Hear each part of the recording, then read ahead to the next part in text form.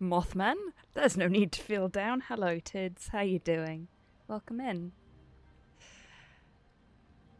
you're doing well today. Ooh. My headache has come back with a vengeance, so that's going to be interesting. Need to be very careful about how I move, so that I don't make my brain feel like it's going to rattle out of my ear. It would be extremely difficult to clean up out of my headphones. Don't want to be doing that.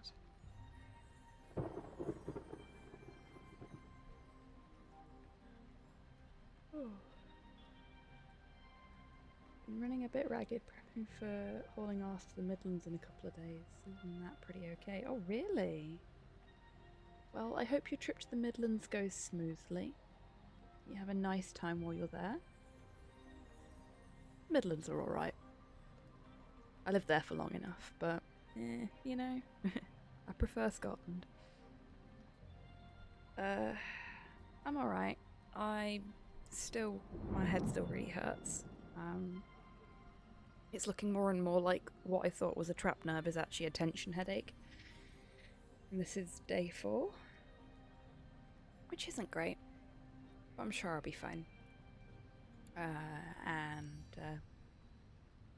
Slow's birthday on Tuesday, so we went into Edinburgh today and had a look at the Christmas market and had a little potter around. The headache, that is not Slow's birthday. Indeed, I figured as much. Hello, Seamus. Welcome in. How you doing?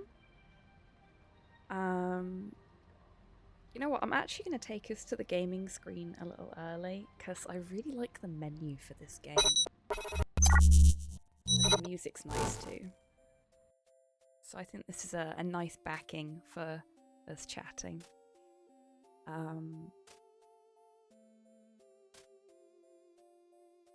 Hello, Lynn. Welcome on in. I hope you're doing well today. Yeah, so we had a potter around the Christmas market, and then we walked all the way to the Royal Botanic Gardens, which is a walk we've done before, but we didn't sit down at all until sort of 3 o'clock, I think, when we finally sat down for some lunch. Oh, that's awesome, Lynn. Best of luck with the rest of it. I'm sure it'll be absolutely fantastic. Yeah. So we went to the botanics, we walked around the botanics, then we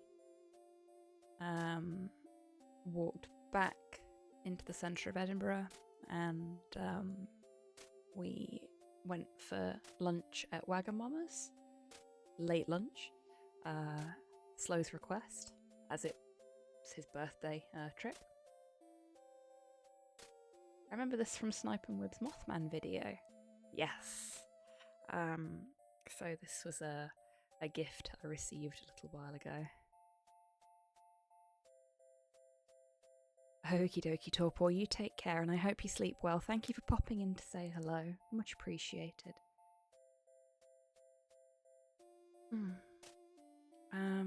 Yeah. So it's been quite a jam-packed day. We've done a lot of walking. I think I hit about 6 kilometers by the time we got home. Hang on, I'm gonna check. Yeah. Actually, it's considerably more than that. 16 kilometers, not 6. Is how much I've walked today. And most of that was without a break.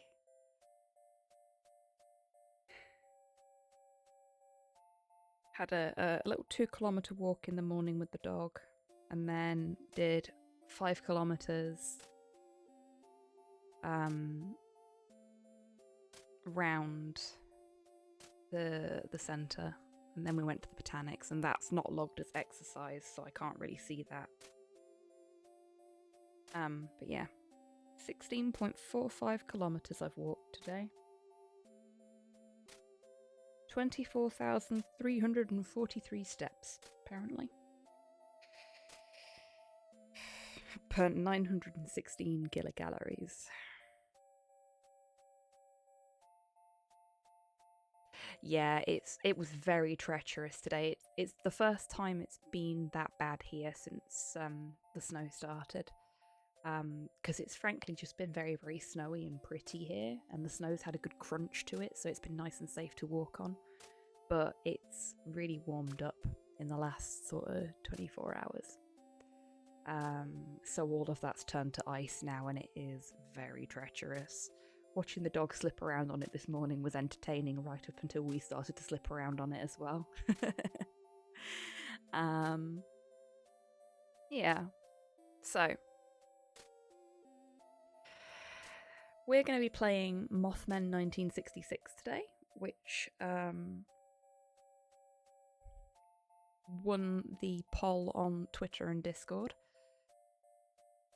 I was fully expecting it to be Stray. A lot of folks voted for Stray, but sort of a couple of hours before I went to bed, it just switched to Mothmen and stayed that way, which is probably for the best because it turns out trying to run Stray at the same time as I have OBS open on my computer at the moment maxes out my CPU, so I wouldn't have been able to stream it. I don't think it would just blue screen my machine, which would have been rough.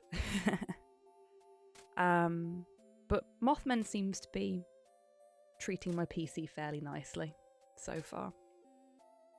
Anyway, I think it's time we get on with the game. We've had a little bit of a chat to settle ourselves in.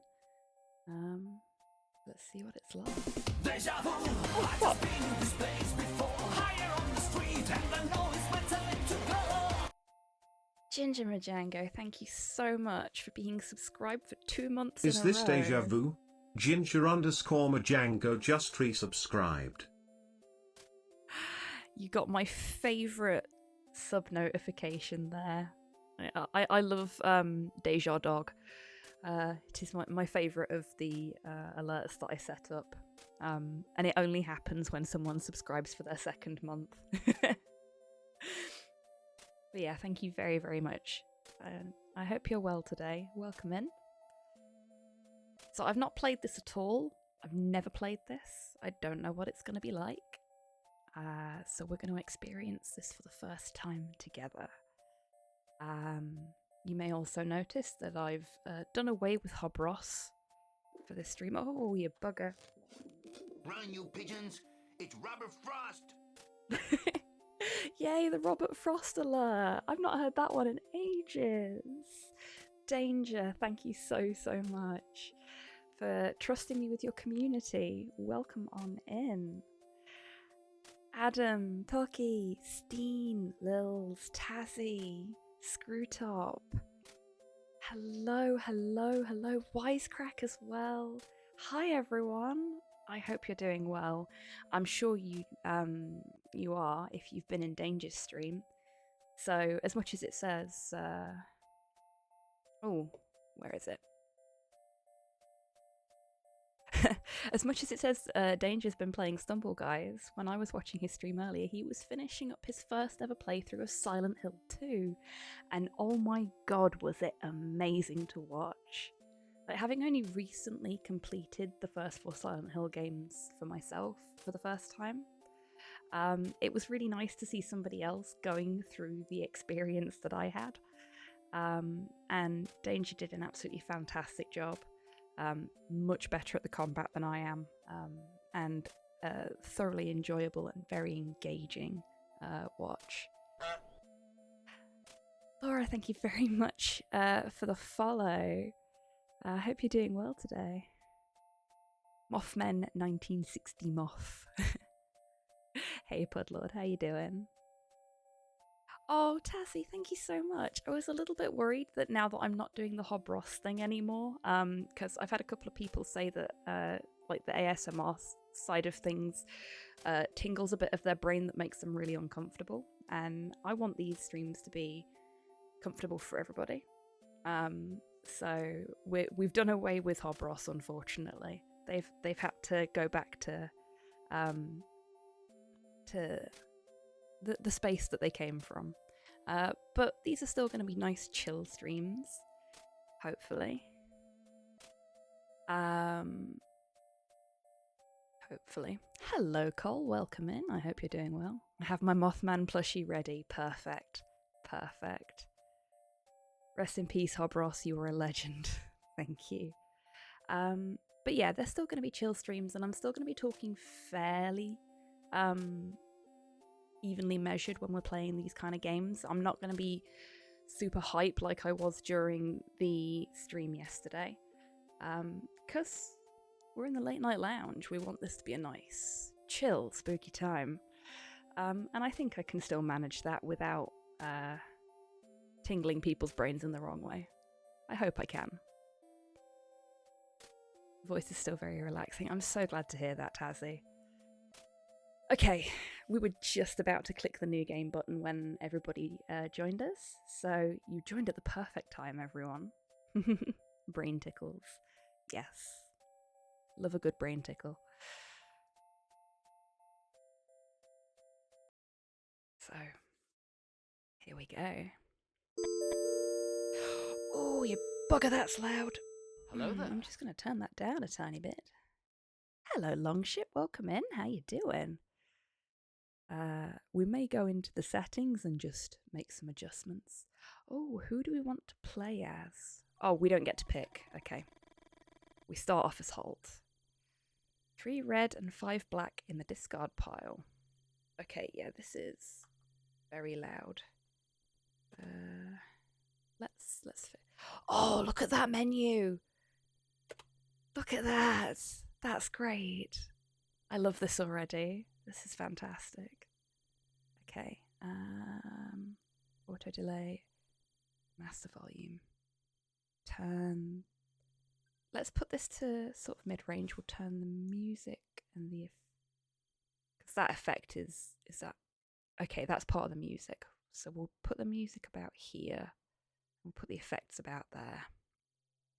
Master volume at half. And I'll bring the desktop audio back up to where it was before. Oh, that looks like it's far too quiet for you folks. So let's bring those up. And I'll turn it down in my headphones. Okay, that looks better. How's that sound for you folks? What kind of game is this? So, according to Steam, it's a point-and-click visual novel. So they like to use those two phrases interchangeably, so we'll see as we get through it, I think. My streaming career is one of those things where at least I've done it once. Well, if you'd prefer that Chibitan doesn't shout you out, then I can add you to the list of people that is exempted from being shouted out. We do have a couple of folks that prefer not to be shouted out, and I'm completely understanding if that is how you feel as well.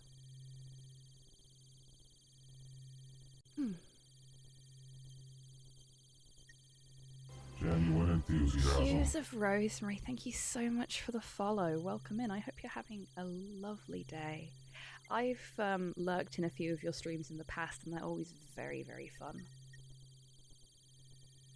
I'm a bit of a serial lurker on Twitch. There's only a few channels where I've been brave enough to pipe up, and it's normally after about 8 months. I'm terrible.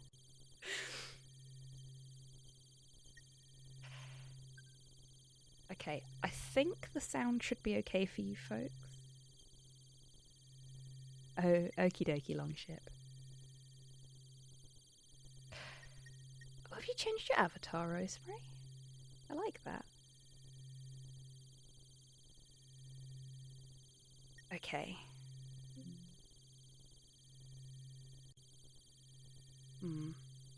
Hang on a second.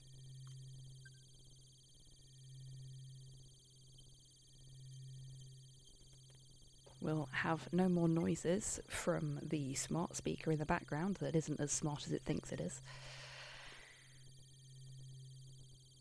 Sandra it out. It'll probably get reviewed later. But it's got the feel for what I wanted. It's really nice. You've done a really good job on it. Okay, so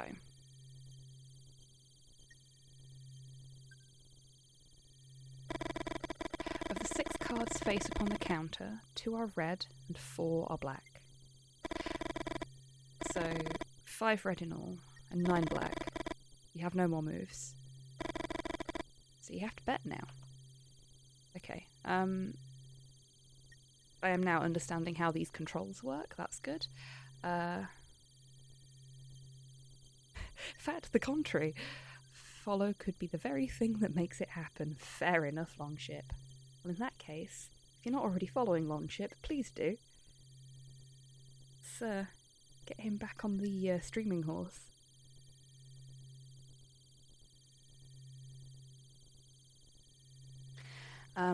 Yeah, just shout up anyone if any of the sound does feel a bit too loud or a bit too quiet. And I'll adjust as we go through, because it's always a bit finicky with a game like this. Okay. Now, if I'm not mistaken, we had more red cards on the table than we did black cards. So let's bet it's a black card. Large majority of the face-up cards are black. Oh, okay. And you know that betting against the streak is usually dangerous. Even though you've already chosen, you decide to stay away from the counter. You can't bear losing again. You think of your grandma, Elsie, trying to win at solitaire for over 60 years. Take a deep breath and keep sweeping. Actually, you know what? I'm going to turn the effects down and the music back up a little bit. Because I can't hear the music over the beeps of the text. And that feels unfair to the quality of the music design in this. That's a bit better. Elsie's been paralysed from the waist down since she was 21. Your mum was only 2 months old. Oof, that's rough. The winter Elsie taught you to play solitaire, your parents and sister had been dead for almost a year, and you'd already begun to forget their faces. Wow, we are the most unlucky human being ever, by the sounds of things. That is deeply unfortunate. Although you cook for her, do her laundry, bathe, and even dress her, it still feels like she's the one taking care of you.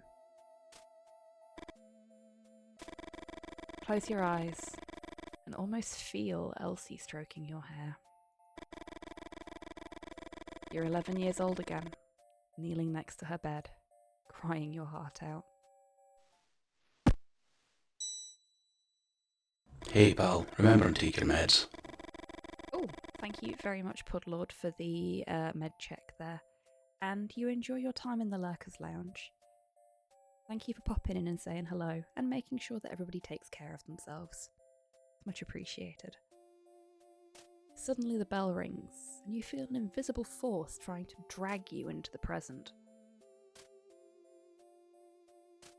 Do we look through the window? Do we keep our eyes closed? Decisions.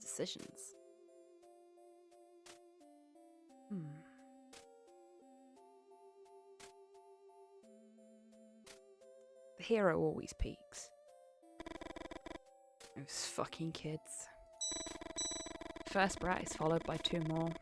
They step on the hose and activate the bell for a second. And a 3rd time. You don't know what comes over you, but you yell some things at them that you're too ashamed to remember.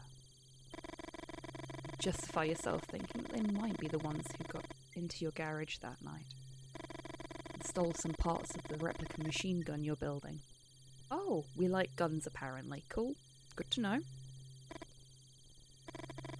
You won't let anyone mess with your project. Hello there. Oh, for goodness sakes. Do we have a mod who can... Thank you, Tids. Fastest banhammer in the West.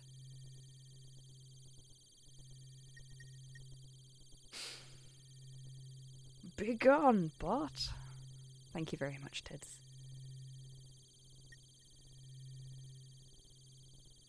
I try even when half asleep. You do fantastically even when half asleep. Your moderation is always very much appreciated. The wine and steam machine gun is the jewel of your collection. Kids yell at you, old freak, and laugh, sheltered by the distance. Little arseholes. It's a shame we don't have anything we can throw at them. Deep down, you know that it can't be them. How would they know which parts of the machine gun were worth stealing? Anyway, that guard dog's being brought over in a few days, and you'll be able to stop worrying. We should probably check on the hose, because they've stepped on it, so we want to make sure that that's still functional. You think about what someone told you at the bar, about replacing the hose with a thicker one so that it could only be activated by the weight of a car. And what happens if the kids jump with their bikes and land on top of the hose with one of those wheels? You asked. Kids are always going to find some way to bust your balls, they replied. I mean, that has also been my experience. You try to calm down. You look at the shelves and think of the solitaire your grandma taught you. Grandma always said that everyone has their place in the world. And that people keep dancing around it without ever reaching it. To win the solitaire, you have to stop dancing. You know that the chances of winning are incredibly low. Almost zero. You can't bring yourself to turn over the next card. Steen, thank you so much for being subscribed for 4 months. That's so kind It's of you. time just subbed. Naughty, hooray, hooray, it's hobby resub day. Oh, bless you. What a lovely resub message as well. Thank you very much, Steen. And one day I will teach Brian to say your name properly.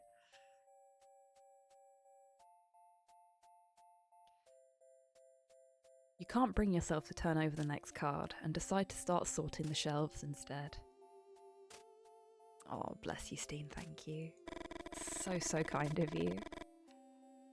Doing simple jobs builds up your self-confidence. Oh, I know that feeling all too well. I actually had my work review, like my end-of-year review, this week just gone, and my boss says I need to have more confidence in myself and my knowledge. Because I know stuff, but I feel like I don't. So, yeah. I know exactly how Holt feels. These little repetitive tasks can be really good for making me feel a bit better about how I'm getting on with stuff. It provides you some illusion of control. There's that as well, I love that.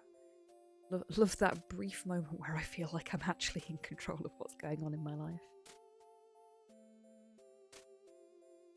Those were always icky for me because my career plan was never to actually stay at the company. I had that with a lot of my previous jobs, but this one I really like, and I really do want to stay. I really like my job. I really like the variety of the work that I do. And the culture of the business really suits me as well. So it's gone from I'm just going to learn as much as I can and then find somewhere that I feel more safe and comfortable to I just want to learn as much as I can so that I can be as good of a support as possible for my boss. And I'm okay with that. It's nice to have found like I've found a place to just sort of settle in and start my career properly, I guess. I mean, if I had the choice, I'd always come back to you lot instead. But streaming won't pay the mortgage, unfortunately.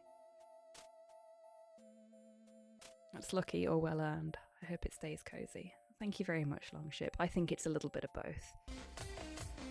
Frankenstein, hello. Welcome on in. Thank you so much for being subscribed for 8 months now. FRNKNSTN has been a sub for 8 Yet, months. indeed. Very naughty. It's a long way off for me though, Steen. Long way off for me, and I'm fine with that. I'm happy to go at my own pace. I may be a speedrunner, but there's some things that you just want to take your time with, and this is one of them.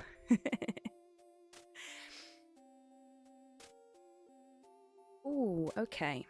So, we've got a few different things on the shelf here. We seem to have a lot of space on the shelf, but maybe we don't want to use that for some weird and wonderful reason. But which one is the most organised? It looks like our bottom shelf is the least organised. So maybe if we grab something from the bottom shelf and put it in the correct place. Yeah, I think that's a good idea. Take the bottle. And then we'll replace the bottle with one of the tins on the middle shelf. Okay, and we'll put a box, and then we'll. So we are actually just organising the shelves now. Go, and then that goes on the middle shelf instead of the tin, and then the tin goes on the bottom shelf. Ta-da! Look how lovely and organised they are now. Oh, does he not like them? Good. I got an achievement called the Illusion of Control. Thanks, game. Just at me next time, yeah? One type of product on each shelf. Lovely. Lovely. Oh. Somebody's coming. Uh-oh. That looks very much like it's the Men in Black. Are we about to get flashy thinged? You scratch your head. Illusion of control is greater than illusion of choice. That's very true. This time, sorting the shelves doesn't help. You feel the same urgency as before, and you can't think of anything else. Is the card going to be black? You need it to be black. Suddenly the air seems heavy. You find it a bit difficult to breathe.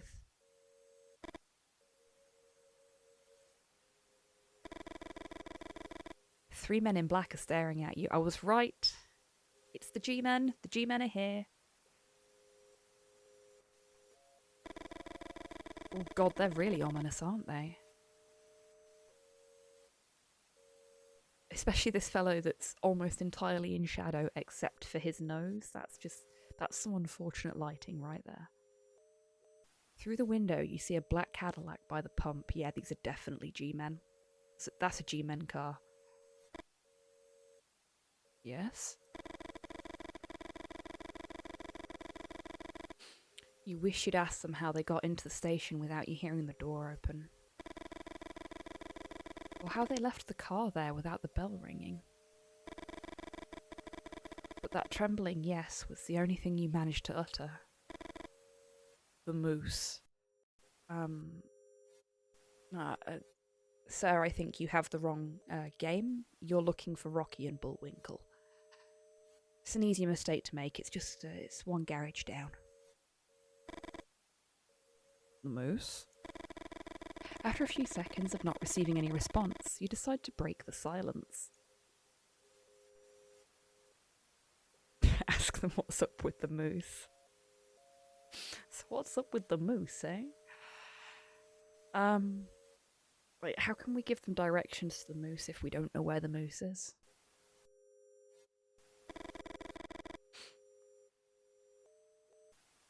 You bought a woman a whiskey. Did I? I don't remember that.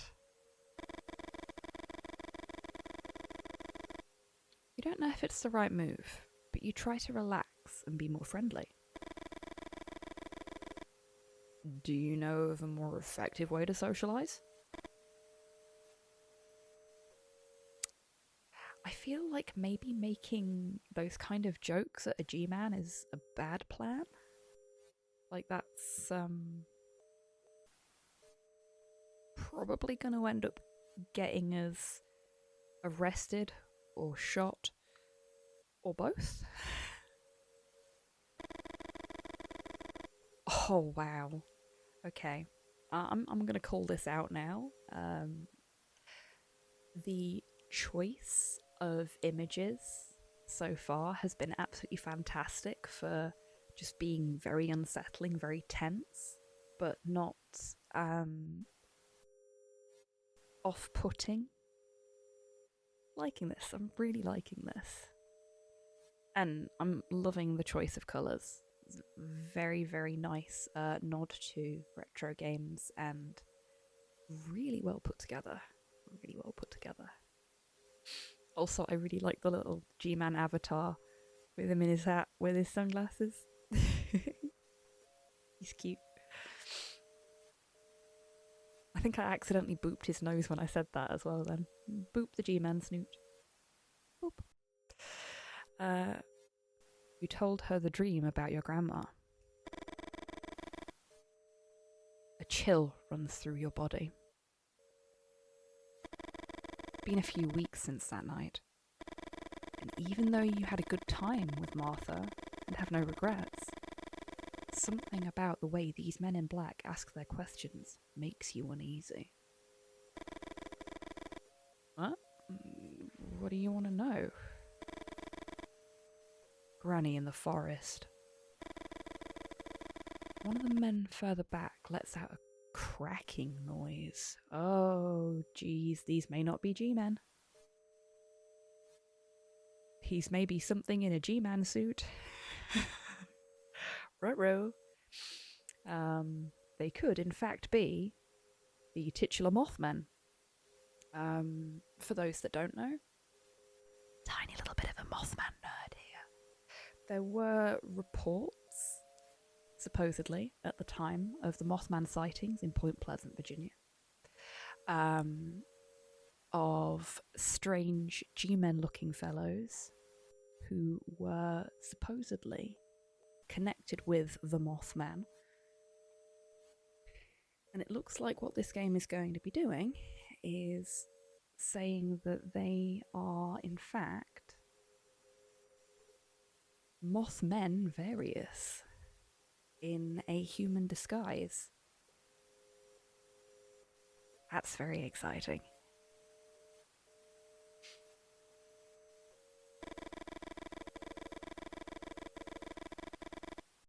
You look at him, believing he's laughing, but the man in black's expression doesn't change. Okay, we could either just be upfront and tell them what, about our dream, or we can ask them and see what information they actually want out of us. And I think asking them is the smart plan, because I don't want to tell these guys shit. I don't want to tell them anything. I want them to leave. They are unsettling, and they're asking a lot of weird questions. A lot of very personal questions. About a moose. It's complicated.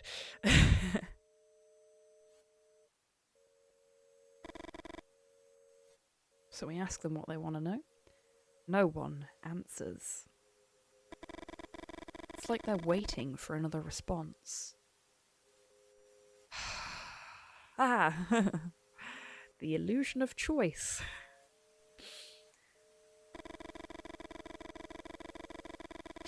My grandma has been bedridden for over 60 years, but in the dream I saw her running through the woods.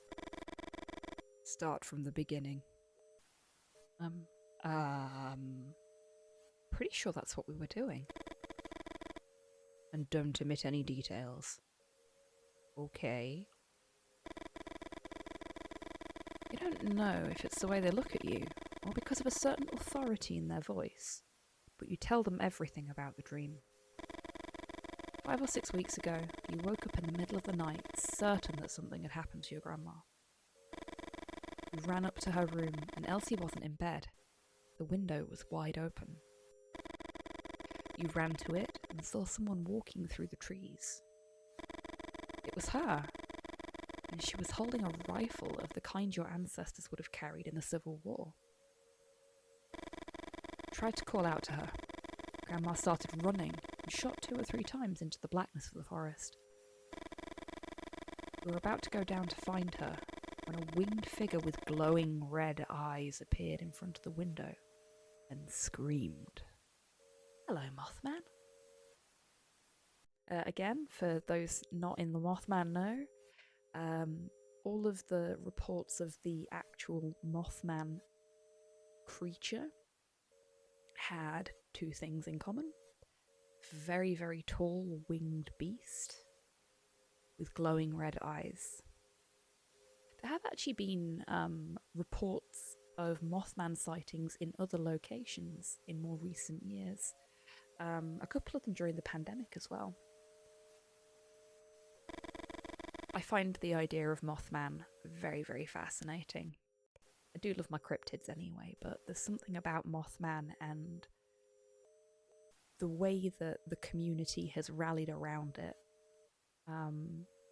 in the years that came after, and everything about the entire thing is just, it's interesting, it's fun, and I think if we were able to obtain more information about it, it would be a fascinating study in collective psychology, which is something that I am very interested in. You stumbled backwards, and after hitting your head on the bedpost, you lost consciousness, which is a fair response to being screamed at by Mothman, if you ask me. You woke up in your bed and remembered the dream almost instantly. You went up the stairs 2 at a time and opened the door to her room. Your grandmother slept peacefully. On the bedside table was the glass of milk you bring her every night, and the deck of cards she uses to play solitaire. During the days that followed, you tried to convince yourself that it had all been a dream, even though you couldn't explain where the little stitches at the base of your skull had come from. Ah, so we're getting a bit of an aliens thing in here as well. Good, good. That's what I like to hear. We're going to get all of the conspiracy theories in this. This is going to be fun. After a few seconds, one of the men in black speaks again. The spots on her legs predate her birth, Holt. What? What is he talking about? Is he referring to the dozens of moles on your grandma's legs? And what do they mean by saying those spots predate her birth? Elsie always makes the same joke when you sponge her calves. Be thankful that you have to clean my legs and not my grandfather's. According to what she told you, her granddad had been shot dead by an experimental weapon early in the Civil War when his legs were ripped to shreds. Oof, that's rough. Mine is a steam gun, son, a machine gun that doesn't appear in any book. I'm probably pronouncing that wrong as well. I don't even know if it's a real thing. If anybody wants to correct me or give me more information, if it exists, do let me know. I don't know me guns, be honest with you. I mean, I know enough to get by in terms of ballistics, but other than that, not really.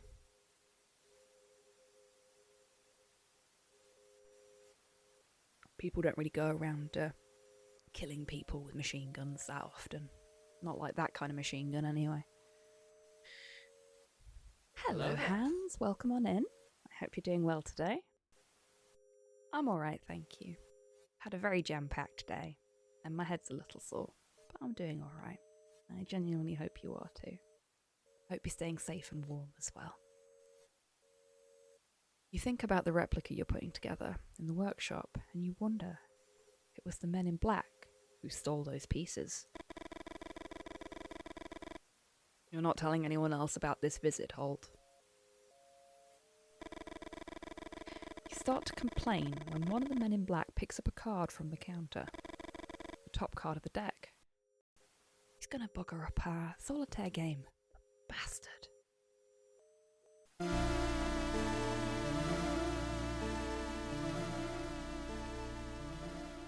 He ate our card. That is a absolutely horrifying image as well. They've done really well there. Oh, I just realised you can't see my mouse pointer, can you? Let me see if I can fix that. There's me talking about booping people's snoots and you can't even see me booping them. Unacceptable.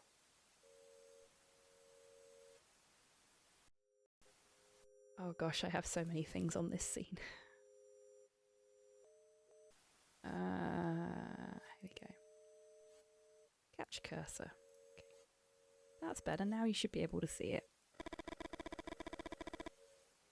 The teeth of the man in black seem to tear more than simply paper.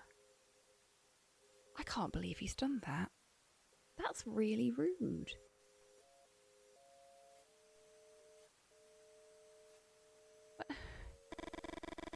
Desperate, you throw yourself under the counter and look for the card. That was really mean of him. How dare? Like, what was the point of that? We've given them all the information they've asked for. And now they're just bullying us.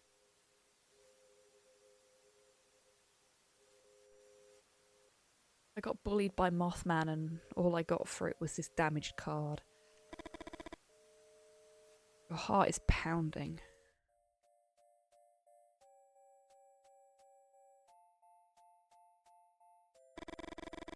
You look out the window and you don't see the Cadillac.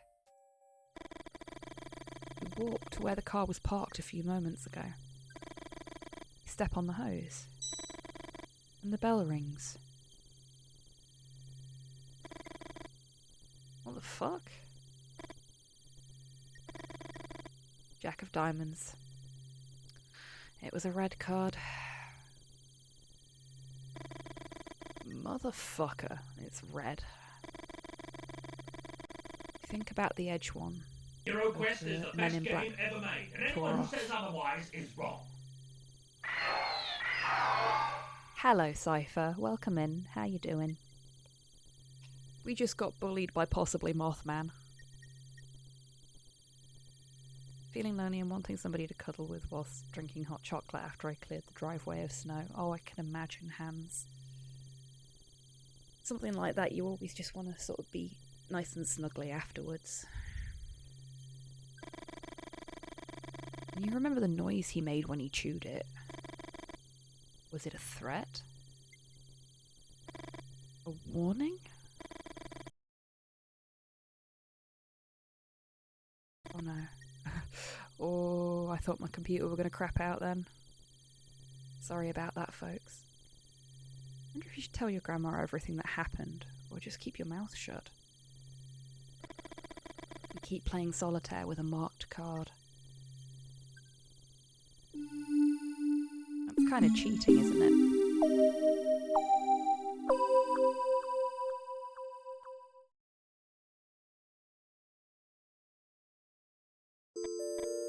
Okay, so that's the prologue done. Now we're Lee. Hello, Kian. Welcome in. How you doing? What's wrong? Oh, I can boop snoots now and you can see it. Look. Boop. Boop, boop. I told you, it's nothing.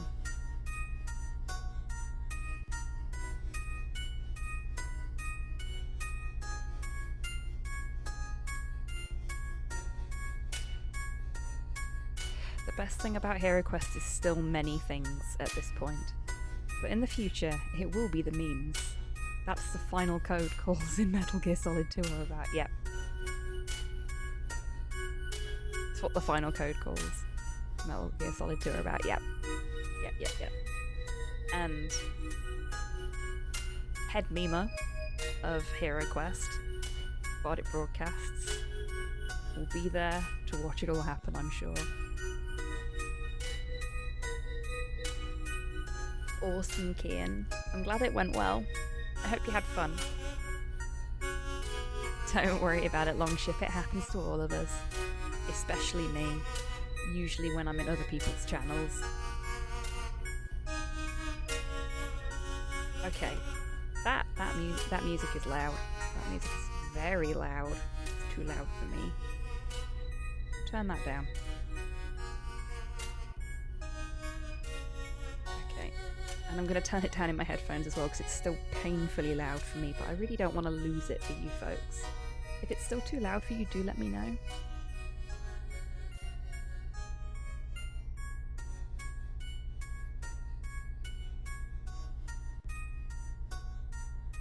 Ah, smart, Kian.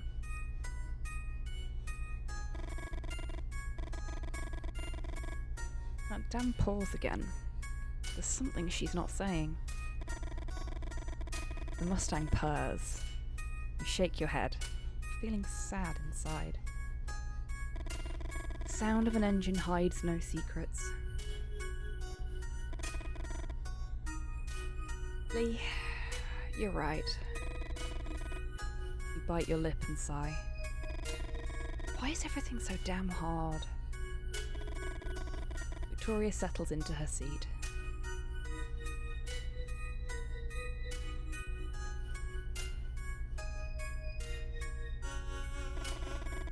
Let's start over, okay? Where are we going? Okay, she's not doing so great. We know that. We've just had that conversation with her. It feels like keeping quiet at this point is probably a bad plan, because she's trying to open up to us and she wants to start over, start afresh. So let's answer the question. By being as obtuse as fucking possible. Smoothly. Fucking smooth. It's a surprise. Please. No, Vic. Have some patience. The best kind of prize is a surprise, right? Wrong. I'll never forget this night. Was that a threat? A promise? An instruction? Suppose we'll find out. Victoria giggles, and you think this is the best gift in the world. Oh boy, do I know that feeling. For a moment, you forget all the previous discussions, your obsessions. A giggle, a friendly gesture. Making someone feel good ain't rocket science. It really isn't, folks, and I'm gonna hang on that one for a moment. Because we just gotta be nice to each other.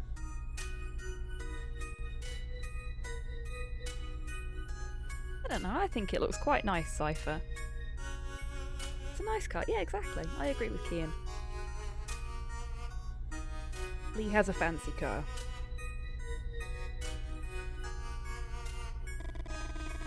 You look at the clock and can't believe your eyes. You left your house on time, but you're pretty late. Never said it wasn't fair play, Cypher. Fair play.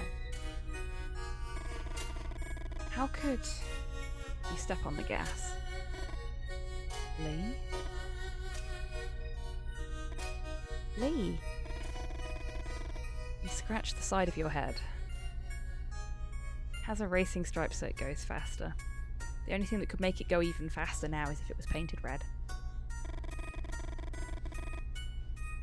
Wow, you really hate being told how to drive.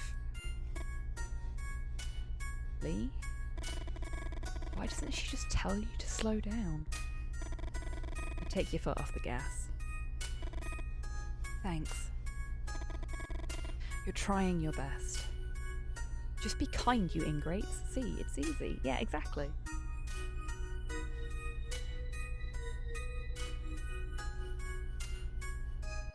Just got to approach people with compassion, knowing that they might be going through shit too. Because we're all going through shit in one way or another. We try to be kind to each other.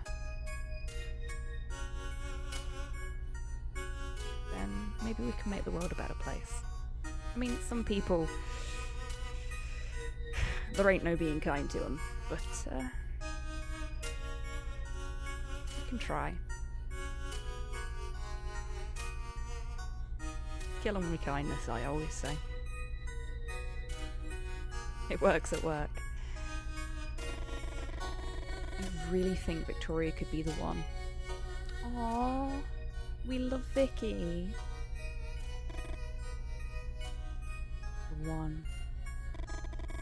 Your dad once said the perfect woman doesn't exist. Couples form when people get tired of looking and just give up.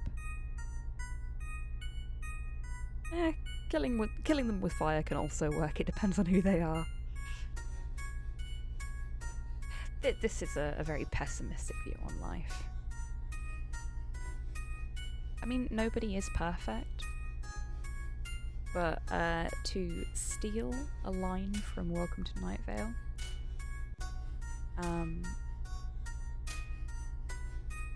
they become perfect when you accept them for who they are.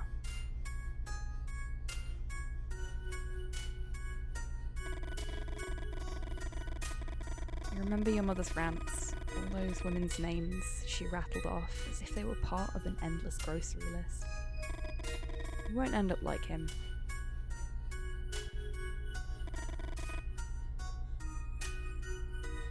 What a Debbie Downer opinion. I know, right?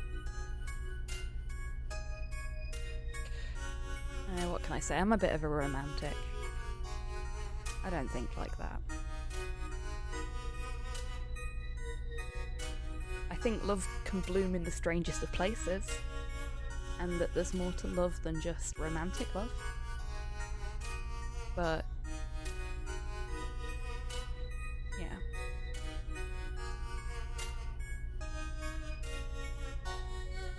I thought like that at 14. Dang. Anything but that. It's a bit like love is just an expression of familiarity over time. Yeah. But then I grew up to be a romantic. Oh, bless you, Cypher. And I bet the husband loves that. Try to smile and force yourself to be more cheerful. It's kind of hard when you've had your parents giving you so much negativity all the time. Good on anybody that manages to push past that kind of negative influence in their childhood. Because it's hard to do. You should be proud of yourself for it. Heck, in your adulthood too. Nevertheless, we persist.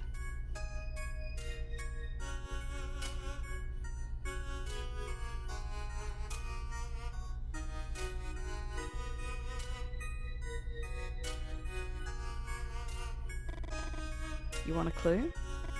Yes! Victoria looks into your eyes, and you feel a warmth on your face that takes you by surprise. You felt the same thing the first time you saw her in college. She is very beautifully pixeled. Lovely hair. And nice earrings too, by the looks of things. You keep looking at her for a few seconds that seem like forever. What? Do I have a booger? Where? Can't help laughing out loud. Have a hard time containing the urge to kiss her. Yeah, that's fair. I went to the Jessica Rabbit School of Partnership. How did you two end up together? He makes me laugh. I'm a sucker for a comedian.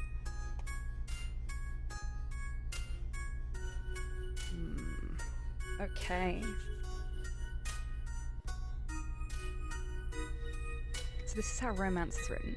I need to be taking notes for that mystery thing of mine. There's a lot of different ways to write romance, Kian.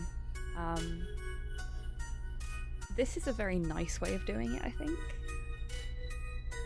Like, we're getting a really good feel for how much he really does deeply care for this girl, which is great.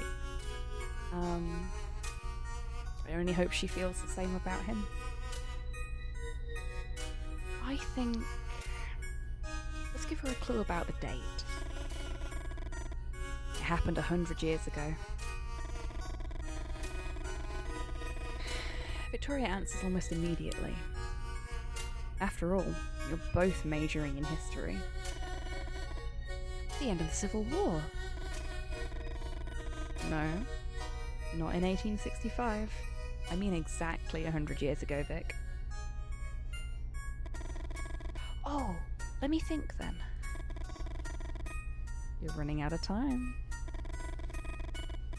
There was a cholera outbreak in 1866, right? Called... And how twisted do you think I am to set up a date themed around a cholera outbreak from a century ago? I don't know, that's the kind of weird shit I'd pull.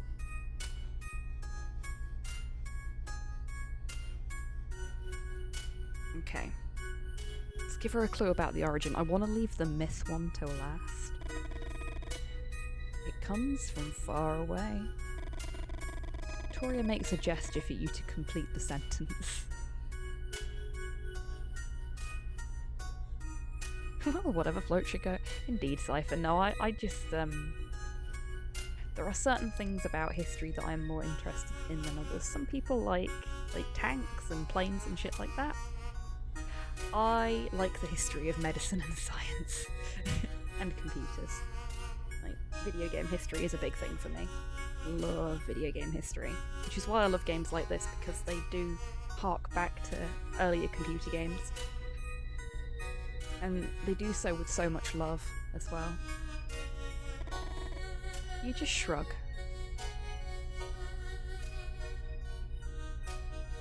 Get nice and moist for me, won't you?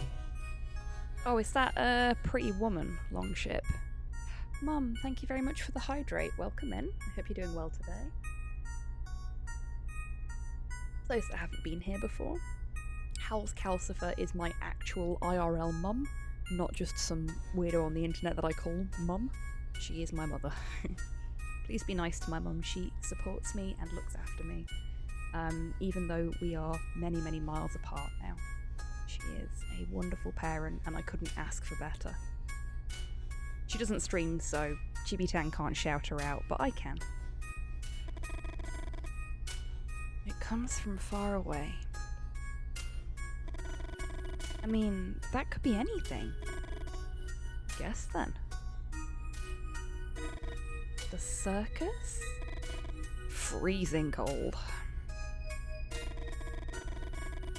One would be a source of superstition, but we're talking thousands. Source of superstition. A black cat? Victoria looks at you expectantly, desperate to be right. Ah, she's a cat person. She wants us to adopt a cat. That's cute. I like that. Hello there. No, Vic. Just give me a minute.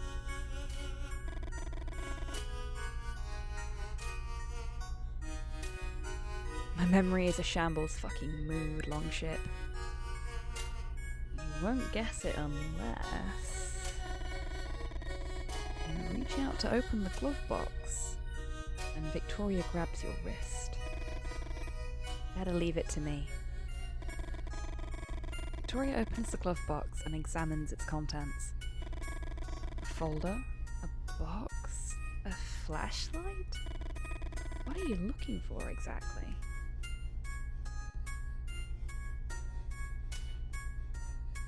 What's in the box? Best typo ever there, Mum. Thank you so much for being subscribed. 32 months. Howl's Calcifer has been a sub for 32 months. Very naughty, gay another milestone. It is indeed a gay milestone. Oh, I don't know if it's visible on the Micam. Hang on. Let's find out. Come on, Micam. No, it's not. I put my pride flag up. That is the pride flag that I got at my first ever pride parade, which Mum went to with me. And I went in my red dungarees with a blue collared shirt with parrots on it, wearing a pride bow tie, being as loudly non-binary as was physically possible for me at the time. And that was about 2 months after I'd come out as non-binary as well, and Mum went with me. And this is why I say I couldn't ask for a better parent, because she supported me with my coming out, she supported me with my moving to Scotland, she supports my streams. I am a very, very lucky child in that regard. It was a fab day. I had so much fun even when it pissed it down. It's a really good day. And it was made all the better by having you there with me, Mum. So thank you. Okay. Folder or box? Folder or box? I think box. Parrots are pretty gay. Yeah, they are. Love a gay parrot. Very happy birds. Yeah, I'm gonna go with look in the box, because I think that's going to be more difficult for her to guess, which means we'll get more information as well. Maybe we can guess where we're going too. Victoria takes out the box and opens it. See what you've been hiding. You think about saying something, but you instantly regret it and keep your mouth shut. Spare change, a lighter, a pack of cigarettes. Nothing to worry about, I reckon. Keep looking, please. Okay, so the folder is clearly the last thing we want to have a look at. A book. 1966 Shelby Mustang. The car handbook? No, not that. What else? Victoria opens the folder and examines the documents. Some papers, insurance details. Do you want me to read some of this? You shake your head. Already got everything out. 1 second. There's this too. Victoria stretches out her hand. You finally grab the map you wanted. It's folded against the bottom of the glove box. You start talking, and Victoria interrupts you. Hold that thought while I put everything back. Yeah, fair play. You put the map on the dashboard while Victoria puts away the folder, the box, and the flashlight. Vic. You know I like it tidy in there. Ha, very funny. Vic flicks through the book she found. Red Badge of Courage? Haven't you read this book 1,000 times already? You know she's testing you. Vic knows exactly why you carry it everywhere. The novel that portrays the era you're obsessed with like no other. What the hell is this? Suddenly you remember you're using the pencil sketch that Victoria drew of you in one of your classes as a bookmark. Oh, that's so cute. I love that. I love that so much. A sketch she begged you with tears in her eyes to destroy, and you swore you already had. Oh no. Okay, I'm not down with the lying, but it's sweet that he wanted to keep it. Vic, I'm sorry. I swear. Watch out! Uh-oh. You swerve to avoid a shape in the road. Victoria looks back. Lee? We almost ran that thing over. I wonder what the thing was. This is getting exciting. You put your hand on Vic's shoulder, trying to reassure her. Victoria points ahead. Just keep your eyes on the road, please. She's doing it again, telling you how to drive. Mothra? That's no Mothra. Probably an owl. Oh, could be a crane, Kian. It's a little Mothman pun. Little joke for those in the know. it's widely believed now that the Mothman sightings that were reported were actually a variety of migratory crane, which has been known to cause a lot of problems at airfields, and just so happens to have red markings on its eyes. Right, it's past midnight, so I'll head off. Hope you have a good night. And you too, Hans. Thank you so much for being here today. It's been lovely to have you. I hope you rest well, and that you have a wonderful rest of your weekend. You take care, okay? At least this time she came right out with it instead of just saying Lee disapprovingly. You try to control yourself, but it's hard. Not just this last thing, but the build-up of all the small gestures. You take the map and throw it on her lap. Cranes big. They are big buggers, yeah. Very, very large cranes. Which explains a lot. And they have massive wingspan as well. But they have been known, this specific, I think they're called sandhill cranes. Off the top of my head, it's been a little bit of time since I did any research on this.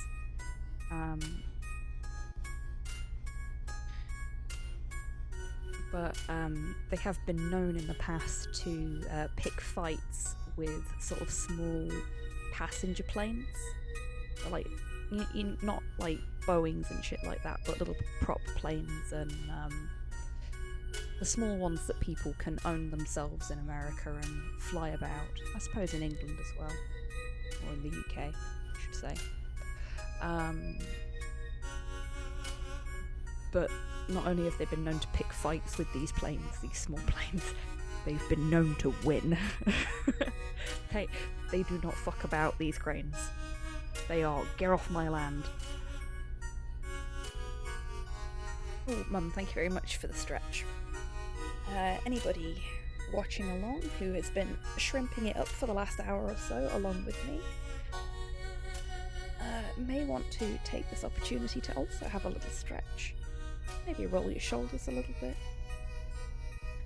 Give your neck a little wobble. Just loosen everything up. Because this game is a little tense. We're trying to keep it chill here, but, you know, it's very, very easy to just tense yourself up while you're playing or watching something like this. And thank you for the pets for Porthos as well. I'm not going to give him any treats because he's asleep, so I'm just going to gently pet him.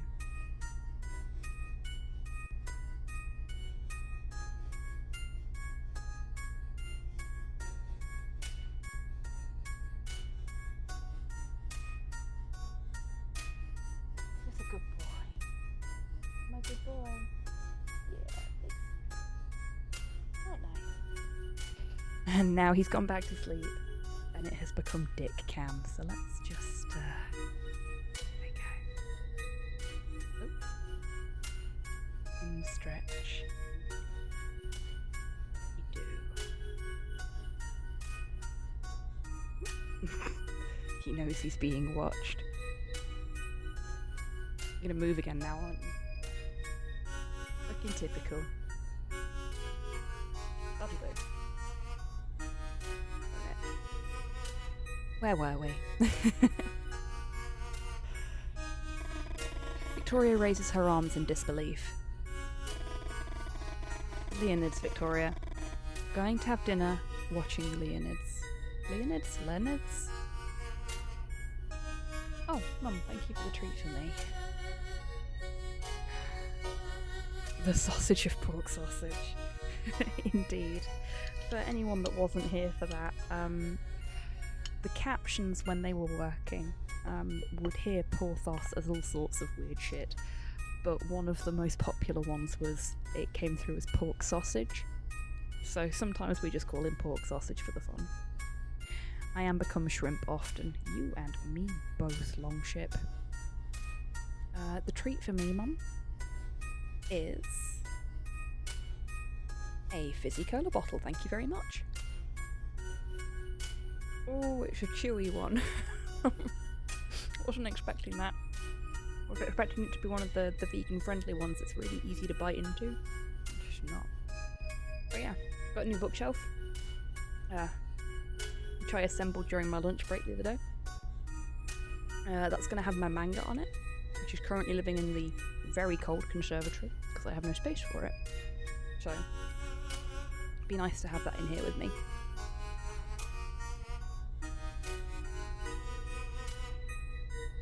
Excuse me while I eat this cola bottle. There we go.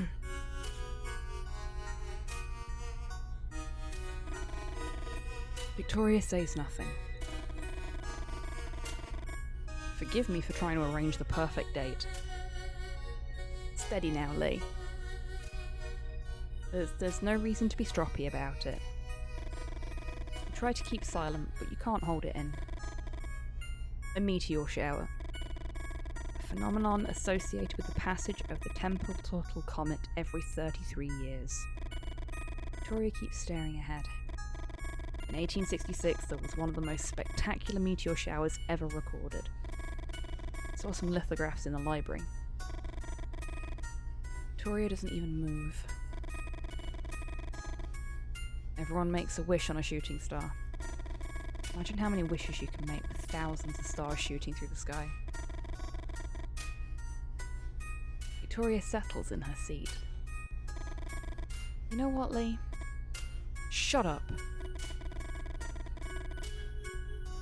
Uh-oh. Think we've pissed her off? Which, fair.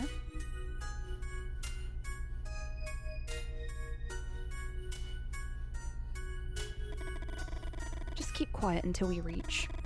She pauses as she examines the map you threw in her lap. Halt station? You feel your heart pounding. Your hands are shaking. That's what she wants? For you to keep quiet? He was a little stroppy. He was rude to her and she's bit back. This is how these things generally start.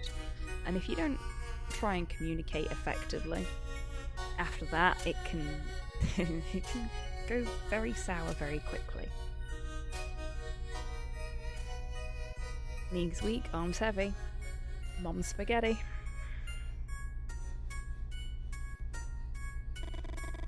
For you not to say a goddamn word? Your hands grip the wheel tight.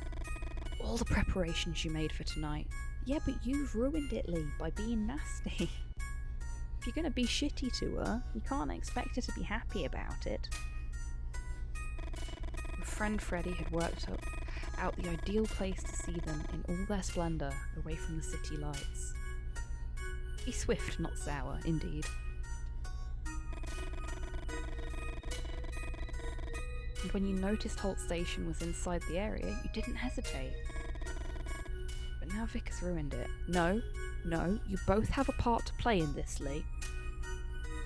We'll have none of this blaming nonsense. You both have a part to play. It takes two to tango, it takes two to have an argument.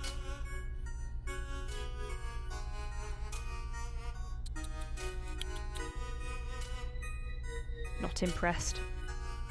Not impressed at all, Lee. But it's okay, because Mothman's going to come and tell you off now. We need a button for treats for watchers.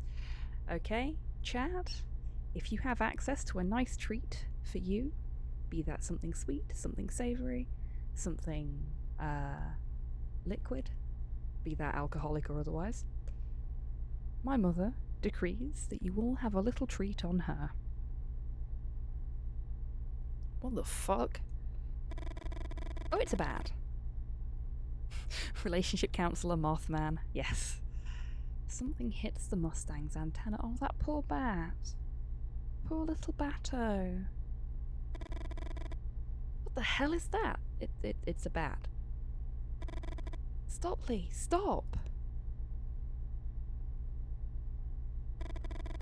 You slam on the brakes. Instinctively, you put a hand in front of Victoria to keep her from hitting the windshield. Save the bat, friend. If we can, we will. Kian, if we can, we will. Get out of the car and find a dead bat in front of the headlights. Poor thing. The animal hit the antenna and somehow got entangled. Can we have an F in chat for the bat friend? That's very sad. Things like this happen upsettingly often on roads, particularly rural ones as well. I shall sort myself a treat just promptly. Thank you, Longship.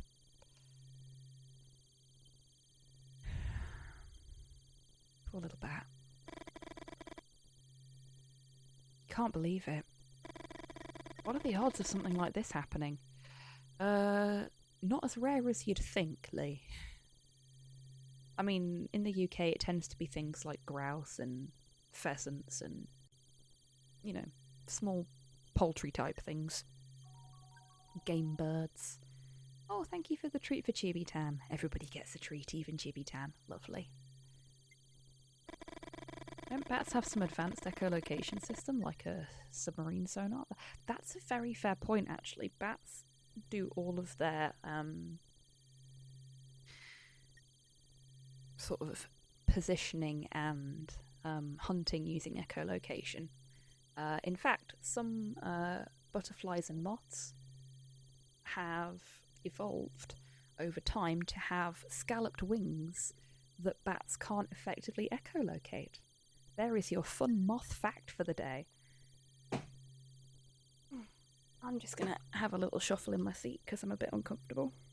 My chair is starting to show its age, and the seat on it is getting a bit worn out, so I've got like a little stack of cushions that I sit on, and sometimes they just shift a little bit funny. So, with that in mind, with the concept of echolocation in mind, it is quite odd that a bat would get entangled in the antenna, unless something like the scalloped wings of a moth was interfering with its ability to accurately place itself within the world. Now, a car wouldn't do that. A car antenna certainly wouldn't do that. So something else in the area must be causing it. But what, dear viewers? What could it be?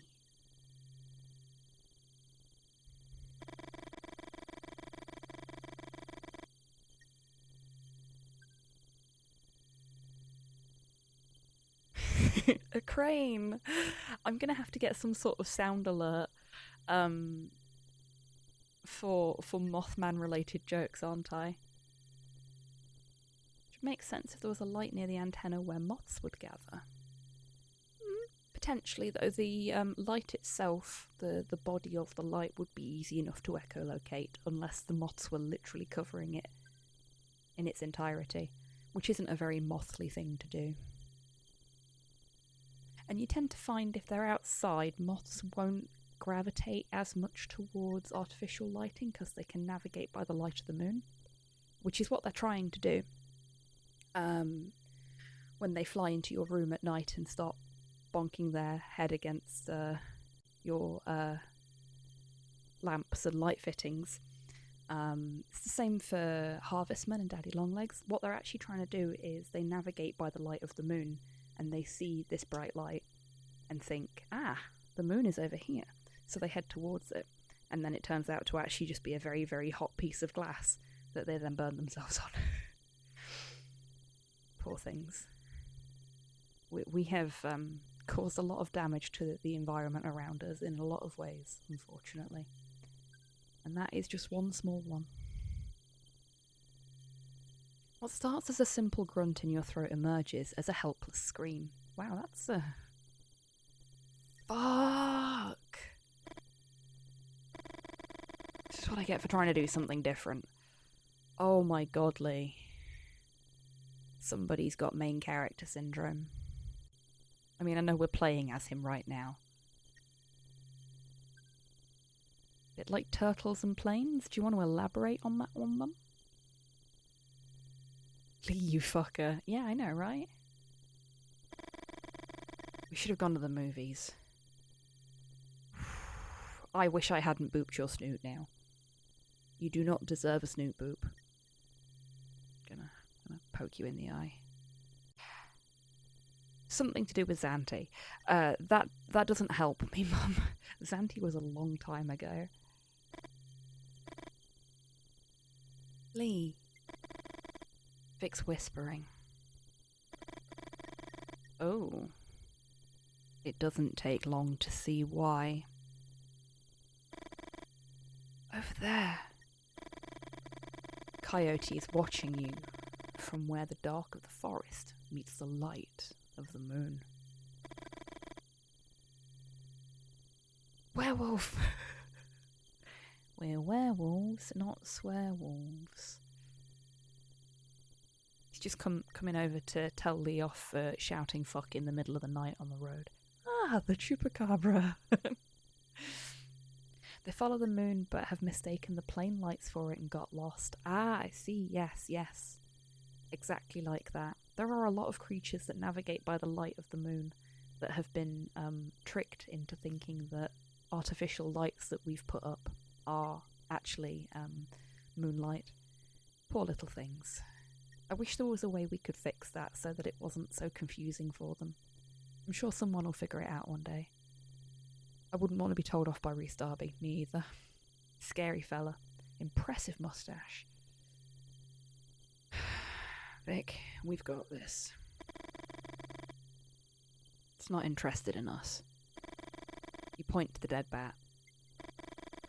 They're scavengers. You hear a growl that quickly multiplies. Yeah, about that, Lee. Suddenly, you're surrounded. It's not the first time you've faced coyotes in the woods, but you aren't taking any chances. When I say, run to the car as fast as you can. You try to recall all the advice you've heard for situations like these. Make lots of noise, wave your arms around. One of the coyotes in front of you approaches. Okay. So, we're supposed to make lots of noise and wave our arms around. So, we're going to do that.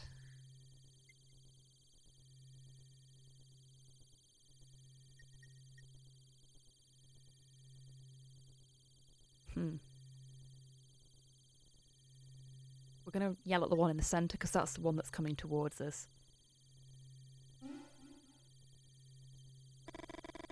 Another coyote advances. You look into its watery, bloodshot eyes. Hey mate, you gonna eat that, buddy? Y'all got any of that dead bat around here?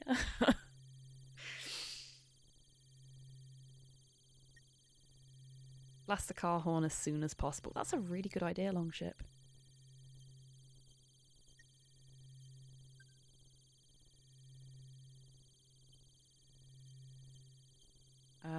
It is to our left. So, there we go.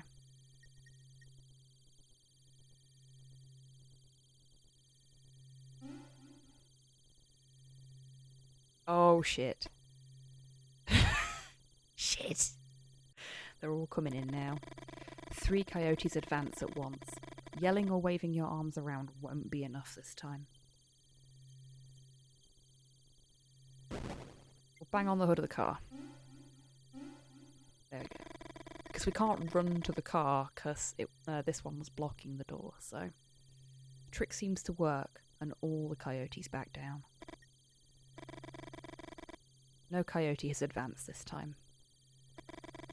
I like how we've suddenly entered into like a turn-based strategy with these coyotes over who's going to get to where they want to be first. I feel like the Pokemon battle music should be playing right now. It's your chance to go on the offensive. Okay, so we could throw a stone or we could run to the car. I feel like it telling us that this is our chance to go on the offensive is probably a hint as to what we should do next. And also, we've not had this option before. If we run to the car now, they're likely to give chase, because, as Kian pointed out, prey runs. We don't want them to think we're prey.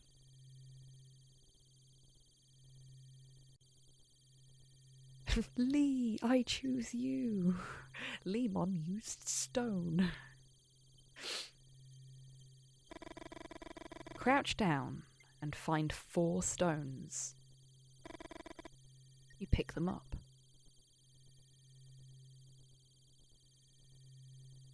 Sure, just fight the coyotes, yeah. I will engage the coyotes in a game of fisticuffs. Okay. This one here is our big problem one, because if he advances, he blocks the car door. So if we get rid of him...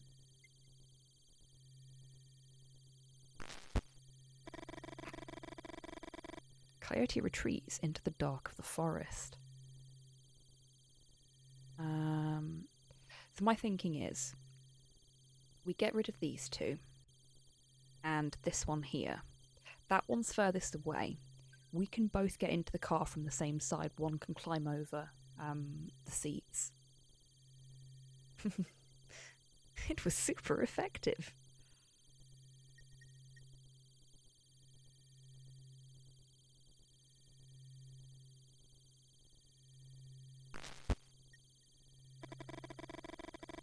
Oh.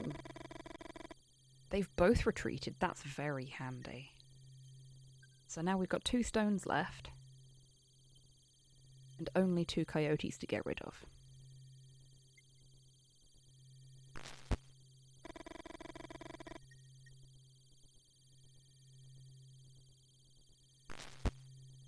There we go. Beautiful. The coyote retreats and you feel more and more confident. Now!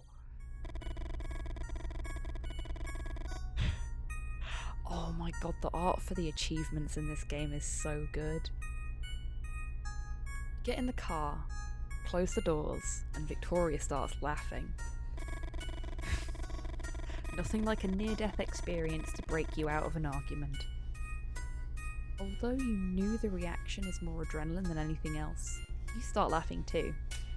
And then kiss her. Lemon wins! Lemon has leveled up.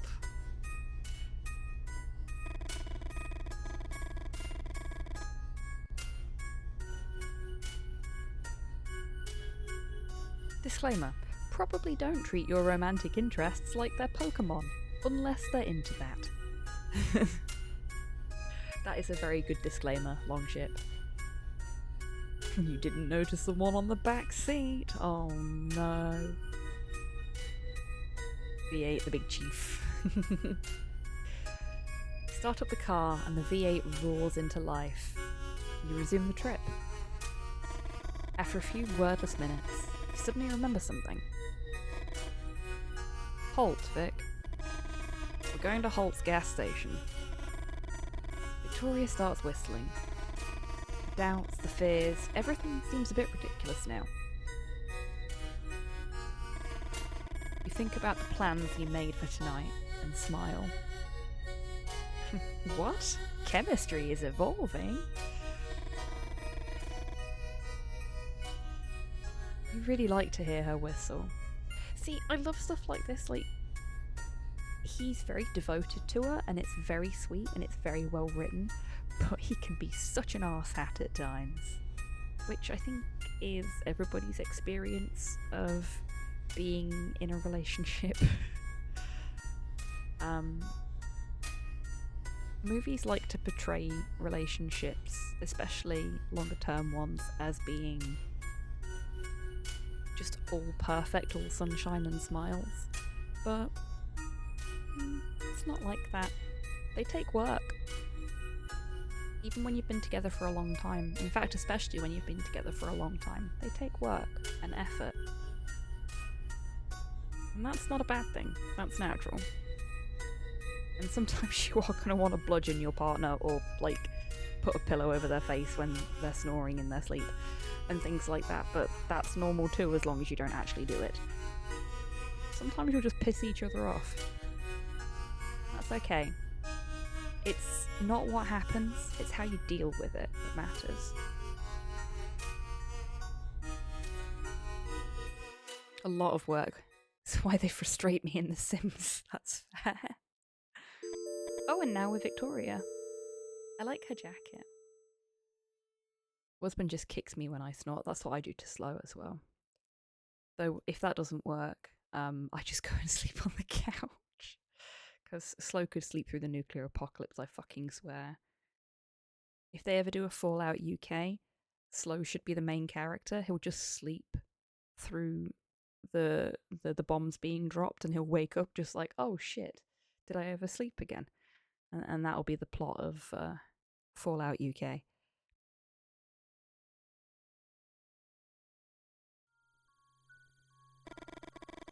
Lee turns off the car and looks you in the eye.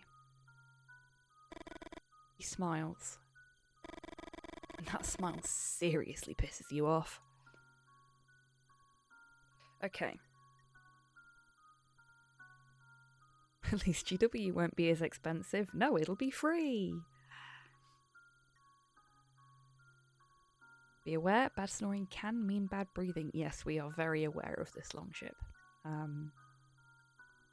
It can be caused by a lot of different things.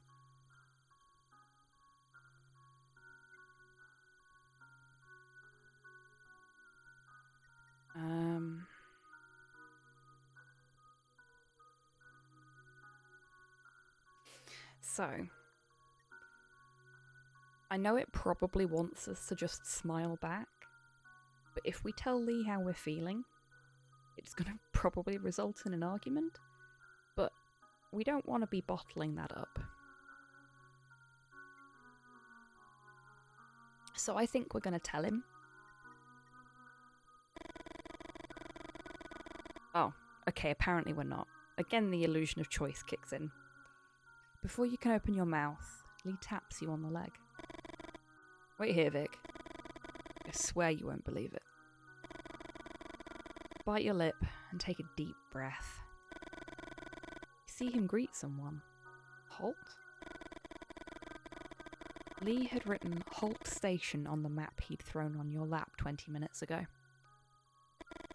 He'd written it by hand. And it might as well have said Hort Station or Halt Station. Hell Station, even. Lee's handwriting has always been intriguing to you. You'd make a good doctor. You remember that time you mentioned it to him, and he responded with a disproportionate anger. That's very telling, that is. Hell Station is in London.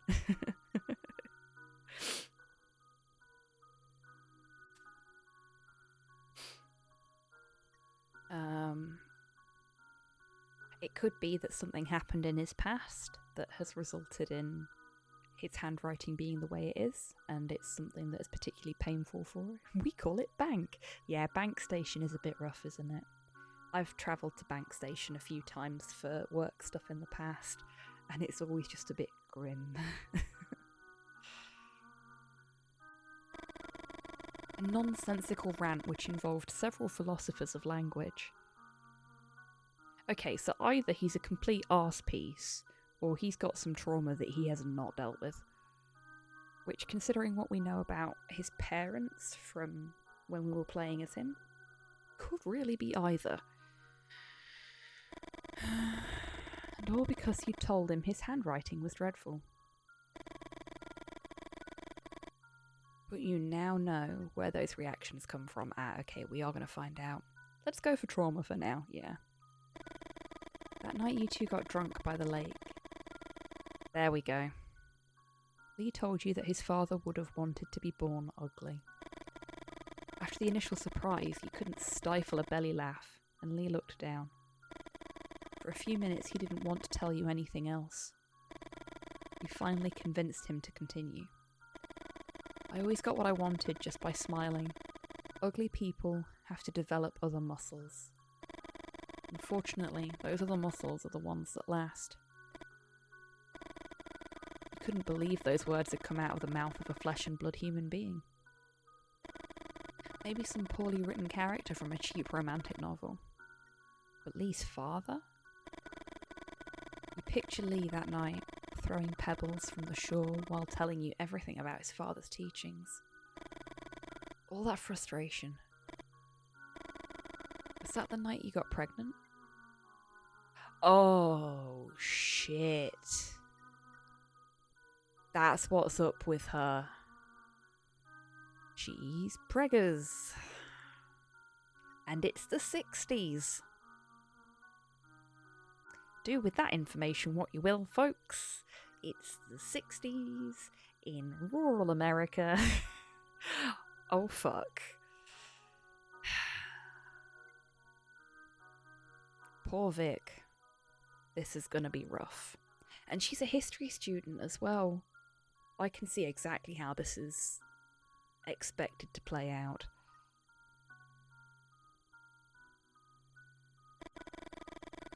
You'd both been drinking.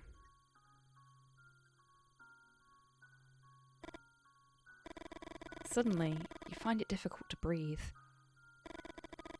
The interior of the car feels like it's getting smaller and smaller. You need some air. Purgante, indeed. Okay. Having had panic attacks exactly like the one she's having, though for very different reasons, the last thing I would want to do right now is say hi, but I know it's the first thing that would be expected of me. I don't know how many folks in chat have been in that kind of situation where you are on the throes of a very nasty panic attack and just you feel like you need to get some air, like no air is enough air to fill your lungs up properly. But I never want to talk when I feel like that because I'm afraid I might throw up on someone.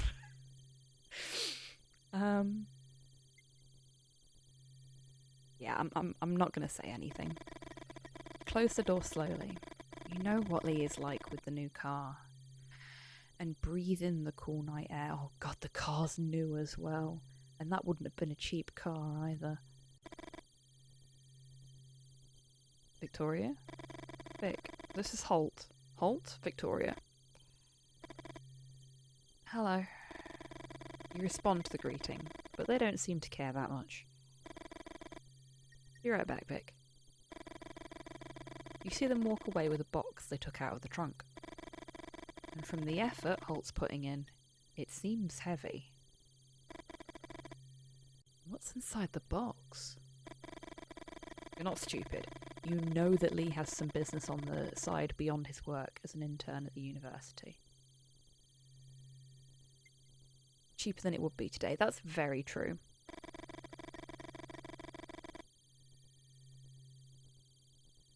You heard some rumours, and you have your suspicions. However, you never did too much digging. You preferred to keep it a mystery, something to make Lee a little more interesting. Is it something to make Lee a little more interesting, or plausible deniability? I'd say it's probably more likely the latter, to be honest, and she's trying to trick herself into thinking she's making him more mysterious by not knowing. Because if he doesn't talk about it, and he doesn't,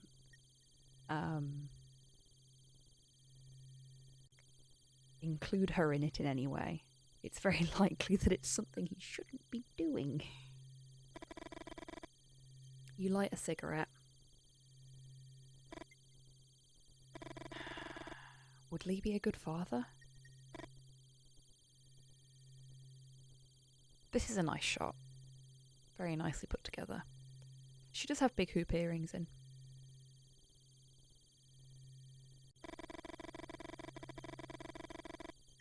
The question that you still haven't had the courage to ask. Would you be a good mother? The clicks repeat at irregular intervals. Small moths approaching the light to get electrocuted. Aw, poor little moth friends. Is that love, Victoria? You laugh and shake your head from side to side. You think of all the manuscripts you've torn up. You've tried poetry, drawing. History seemed like an obvious choice. You don't need any talent to be a historian. Oh, that's not true at all. I know I would be a shit parent. I feel very much the same about myself, Kian. I don't think I'd be a very good parent. And I wouldn't want to wish that on the world either. One of me is more than enough.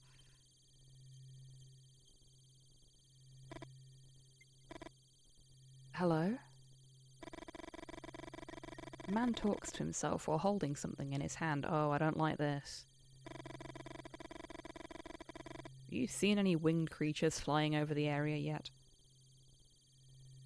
Moths? Bats? Run, Vic. Yeah, this is a very... Yeah, don't talk to the strange man. For a moment, you think he's asking some kind of tricky question, and you remain silent. However, something about him tells you that he's genuinely asking. You look at the man bathed in the shine of the streetlight, and the scene fascinates you. Surreal. Some of your old friends would have said. The ones that organised poetry nights and read L'Autrement. Excuse me, you are... Oh, yes, sorry. Hill. Lou Hill. Writer. Victoria Greenberry. History student. Winged creatures, Mr. Hill? Lou, please. Can I call you Victoria? You nod. I'm looking into about a dozen reports, Victoria. Hank Hill's ancestor, very possibly, Kean. Numerous witness claims to have seen human-sized winged creatures flying over the area. We have our first report of Mothman in the game. Fuck yeah. It's a Mothman moment. Angels? Lou smiles, but the smile doesn't last long on his face. Ah, cranes! I am going to set something up for the next time I stream this so that we can get some Mothman-themed sound commands in.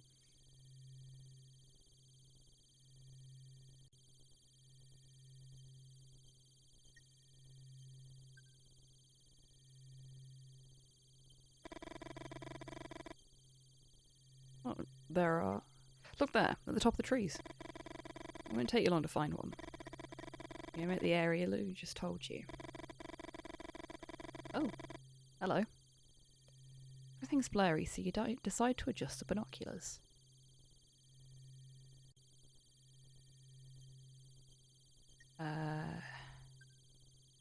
Left? Move the diopter left. Notice the change in my left eye.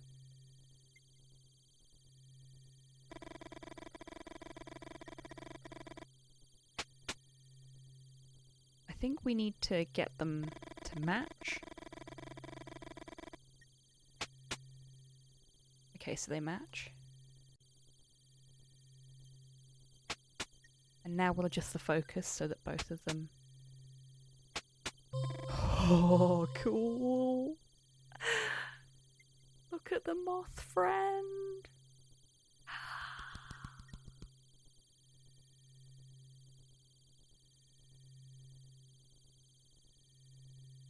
It's him!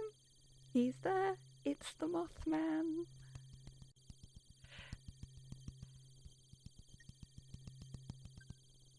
I'm only a little excited.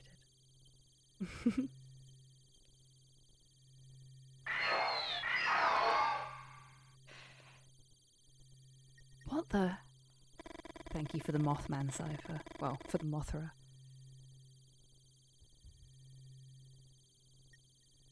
It was just a second. But you think you saw something up there. The cheeks have arrived. Oh yes, another fun Mothman fact for those not up to speed on all things Mothman. There is a statue of Mothman in Point Pleasant, West Virginia, where the sightings occurred. And whoever sculpted it was really fucking thirsty because that statue has the most amazing buns I have ever seen. Mothman has a very sculpted arse. I highly recommend people taking a look. In fact, if I can do it without crapping my computer out, I will pop one in chat myself in a moment.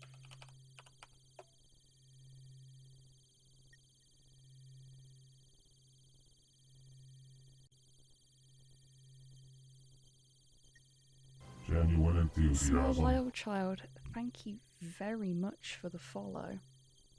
I hope you're having a wonderful evening. Welcome on in.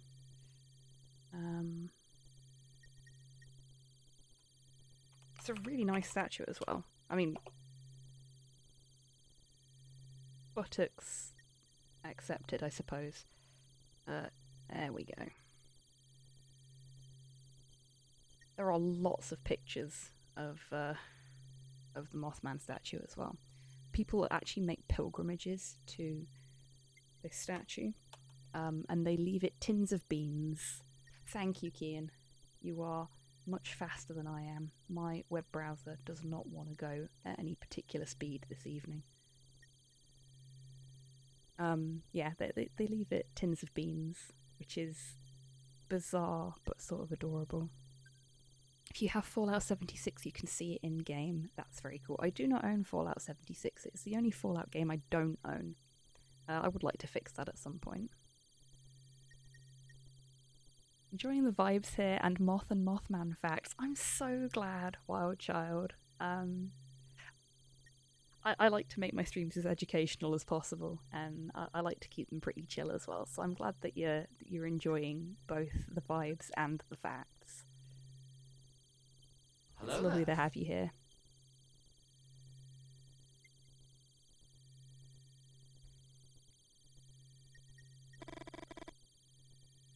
Was it suggestion? So this is something that comes up quite a lot when people are discussing Mothman. How much of the Mothman sightings were just brought on by people having the information suggested to them in the first place, seeing it in the newspapers, hearing other people talking about it? Tonight is tame and not weirdly thirsty. Look, I try to keep it as unthirsty as possible in here. It's not my fault that you are a bunch of thirsty fuckers. I wouldn't have you any other way, for the record. I think you're wonderful. But you are the reason we ended up with this command.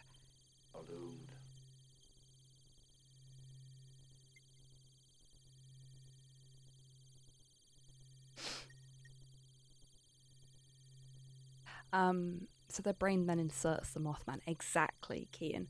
Suggestion is a very common technique for interrogation methods, and used in a lot of other situations as well. Mum, thank you very much for the stretch. Oh, much appreciated.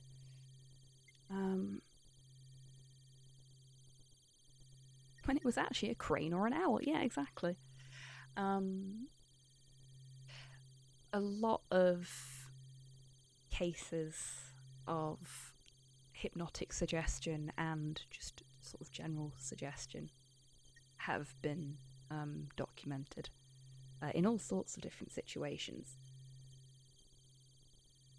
It's actually very, very easy to suggest things to people and for their memories to be altered by that suggestion.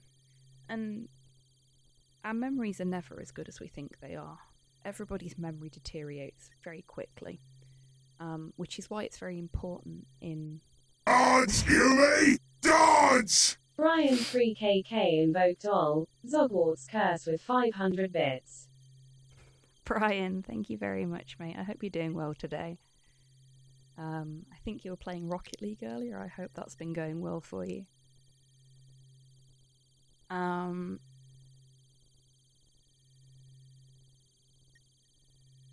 Yeah. So our memories are actually quite terrible, and our brains are very easy to trick when given the right kind of stimuli. It's the reasoning behind leading questions, exactly, which is why you are not supposed to use leading questions in interrogations and things like that, and why we have strict codes of practice in legal fields.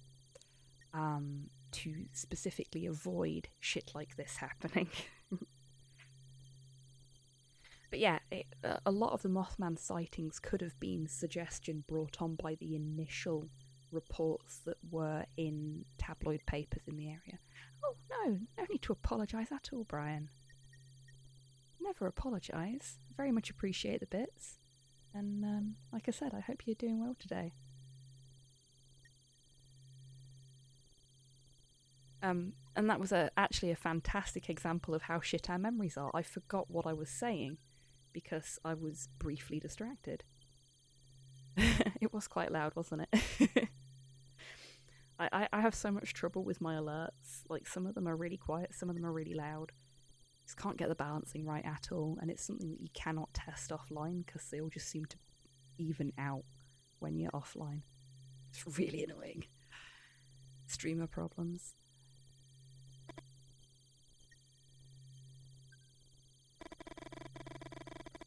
I don't think they're angels, Victoria. But before I tell you my theory, I need your help. Could you draw in this notebook what you just saw?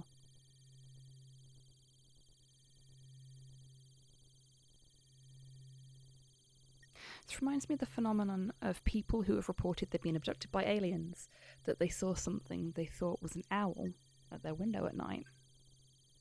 Okie dokie, Mum, you take care. It's been lovely to have you here today. You get some good rest, okay? Wild Child, that actually ties in really nicely with the whole Mothman mythos, to be honest with you, or mythos, if you prefer. So, Mothman was more than likely. Okie dokie, Cypher, you take care. Thank you for being here today. It's been lovely to have you. Mothman was more than likely a crane, or an owl, or both, at different points.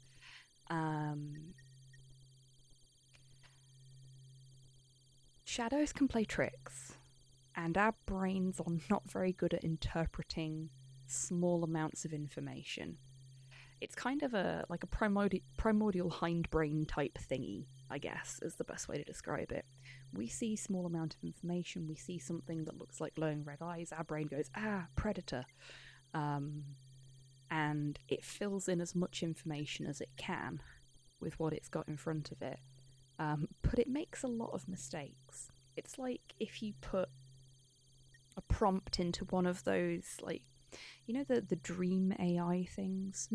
I'm not talking AI art here, but the early part of the AI training before we started seeing all these AI art bots, where people were just using, I think it was just called Dream AI, online, to make almost Dali-esque paintings, trying to train this particular AI into understanding what people looked like, what cars looked like, all sorts of stuff.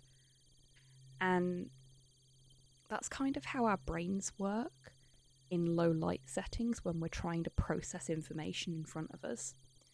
They will take the bits of information that they know for sure, and then they will take the bits of information around that and go, okay, this is what I think this is supposed to look like. And then that's what we commit to our memory, which is how we get things like Mothman.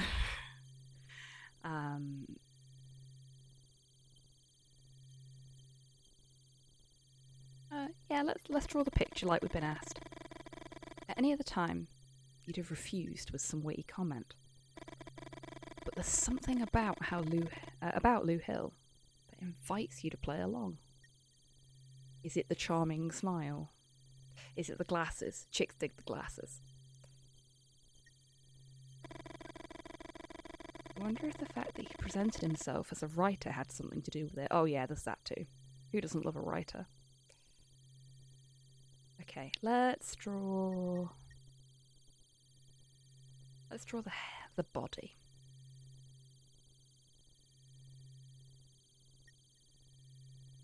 It's a human chest with huge wings. I draw the leggies.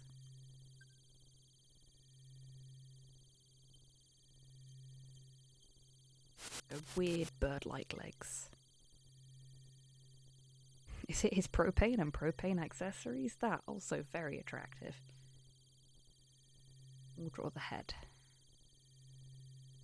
Little owl head. Oh, I kind of want to see what that looks like. Fuck it, let's see what the little owl head looks like. Oh, that actually looks perfect, but I want to redraw it now and see what the big one looks like. Ooh. Oh, are they doing what I think they're doing? Okay, we're going to go through some redraws here, because I want to see if what they've done is they've just compiled different reports of what the Mothman looks like that we can then sort of make a photo fit out of, because that would be very cool. Ash, welcome on in. How you doing? Good to see you. Hope you're having a great Saturday. Okay, let's redraw the legs. Oh god, I think they are.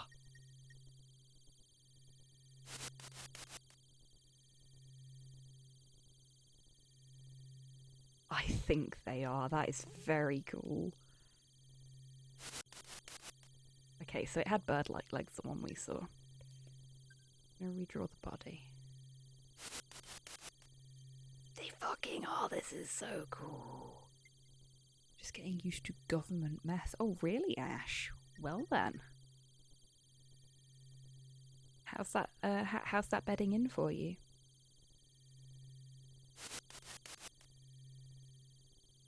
This is very cool. I am getting a little excited about this now. This is fun. This is fun. So it's that one. Because they've got the sort of classic, what everybody thinks of as Mothman stuff in here, but they've also got some of the more obscure report descriptions. It's really neat.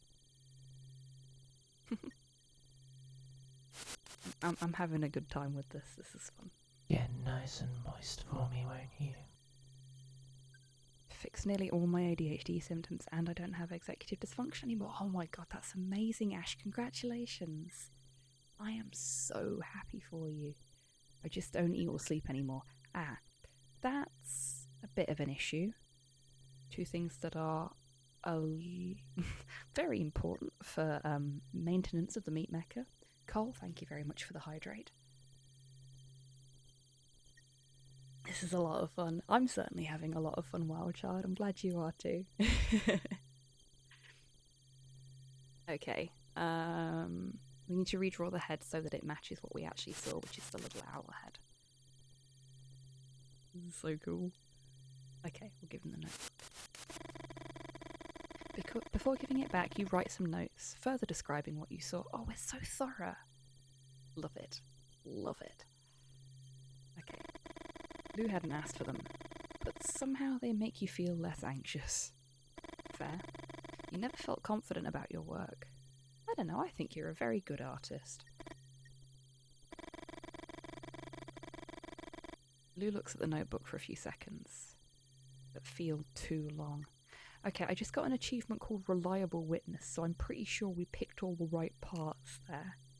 I wonder if that's randomized. Like, perhaps you'll see different variations on the Mothman photo fit, depending on what playthrough you're in or something like that. I may have to test that off stream.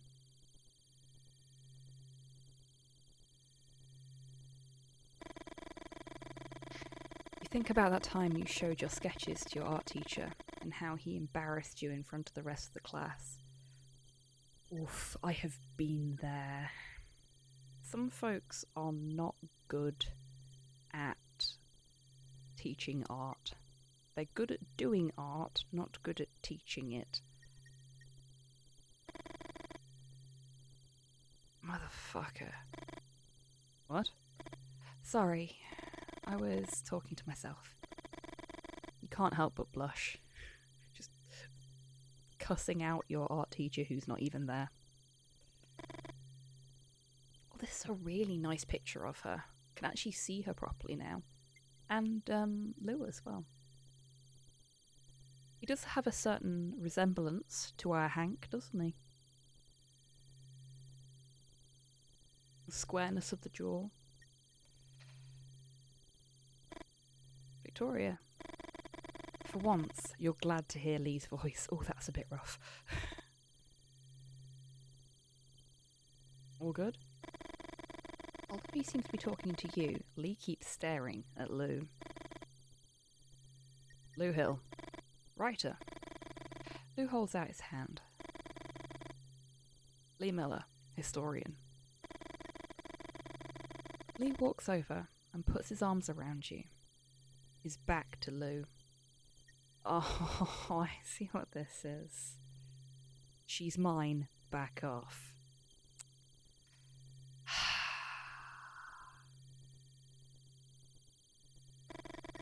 You know he must have been annoyed that Lou introduced himself as a writer. Although, it's hard for you to admit it, you like to be hugged. You feel safe. I do love a good hug. Hugs are nice. I am a bit of a hugger, though. I always try to ask before I hug people, unless I know that they're okay with being hugged. Sometimes I still ask them anyway, because some people like being hugged, but maybe not all the time. It's good to get consent before you engage physical contact with a person.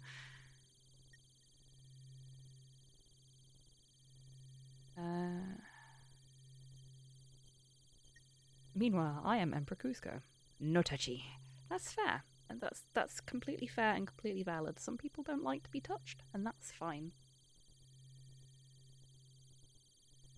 I can respect that, and I can only hope that others can too. That's fair, Cole. Nothing like a good cuddle puddle, to be honest. Yeah, fair play. You think you would also feel safe in your grandmother's arms, or in the arms of any of the other strong women in your family. Ah, that's nice. But the heat of Lee's body, the hardness of his muscles, oh my. This is getting a bit blue. You remember all those biologist arguments you had?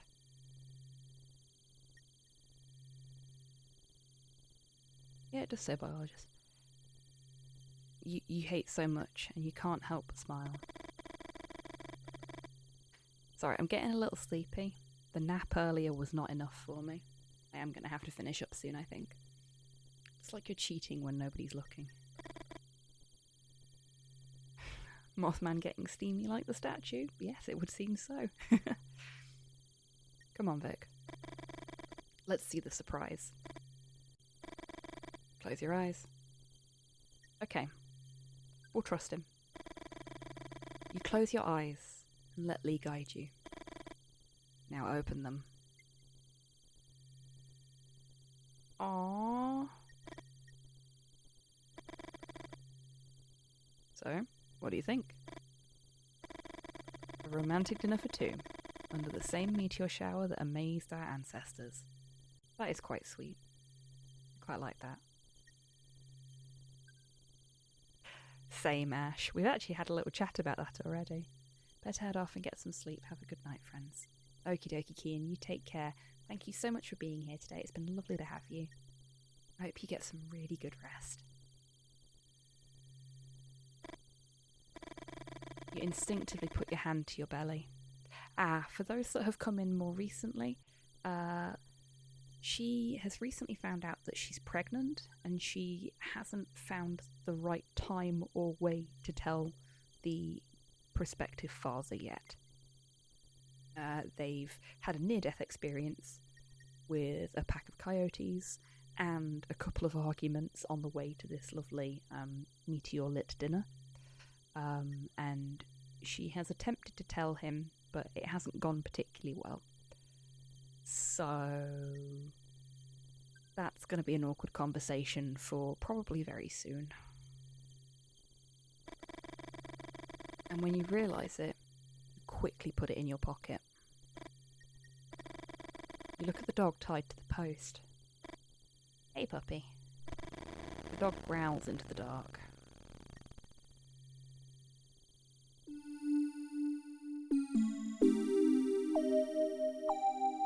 Well then.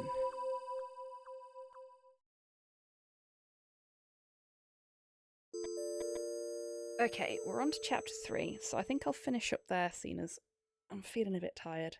And this is a lot of reading, so it wears me out a lot quicker than games normally do. This is like when I was playing Valhalla and it took me fucking ages because I had to read everything. I don't mind doing it. I'm really enjoying the game so far, but it does get me a bit tired, and I've had a very long day today.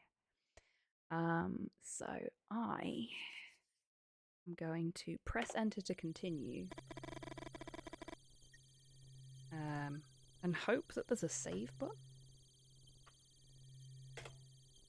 Save. Here we go. We'll quickly save.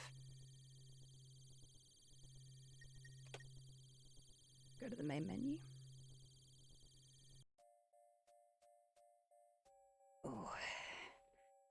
Now I think some folks entered the giveaway.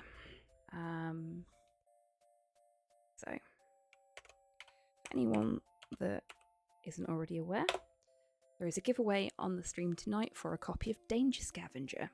You can find out more about that game by clicking the hyperlink in the message that Chibi-tan has just posted.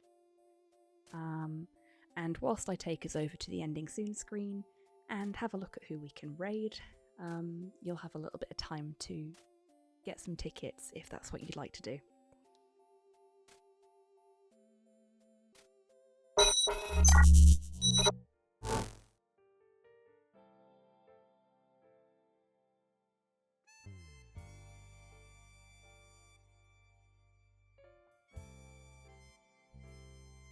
Oh, we've got plenty of people live.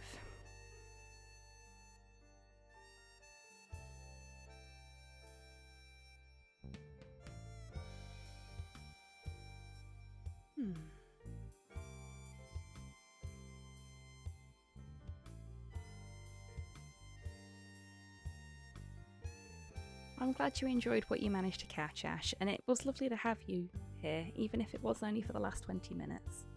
I always appreciate folks popping in. Oh, thank you very much, Wild Child. I am planning on, when I've got some time, redoing my stream overlay so that it will be more in keeping with the cyberpunk bar theme. But this is a scene that I do particularly like, so I might keep this one as it is. Because it's just sort of nice for an ending soon screen, I think. Okay. So, let's see how many entries we had for the giveaway.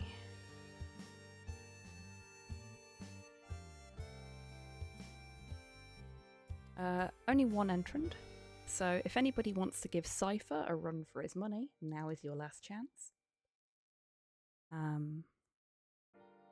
You have 5, 4, 3, 2,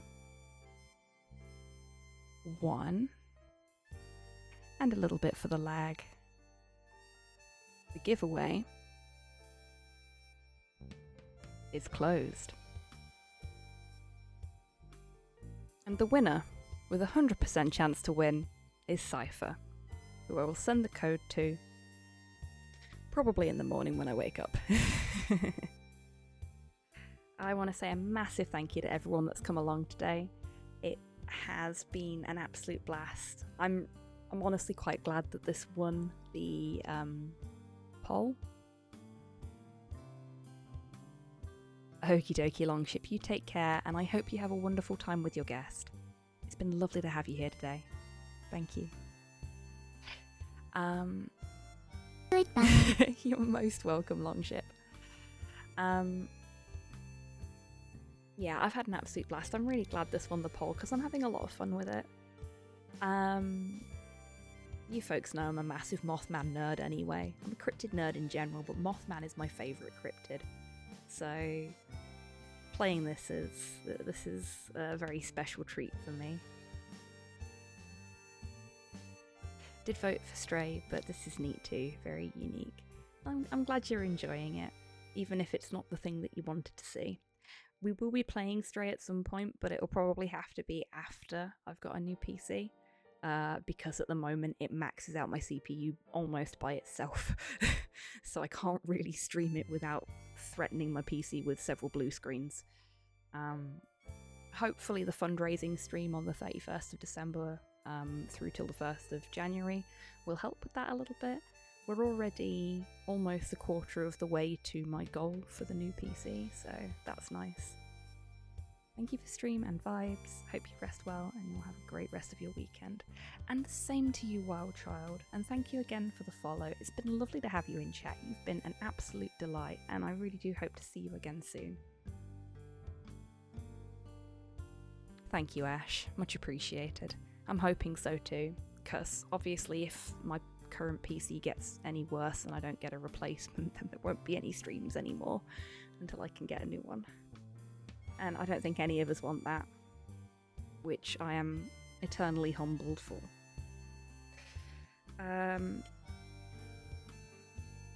Thank you again to Danger for the raid. Thank you to the lovely folks that have subscribed and followed tonight. It's been an absolute delight to have you all here. And thank you again to Brian for the bits as well. We are going to go and see...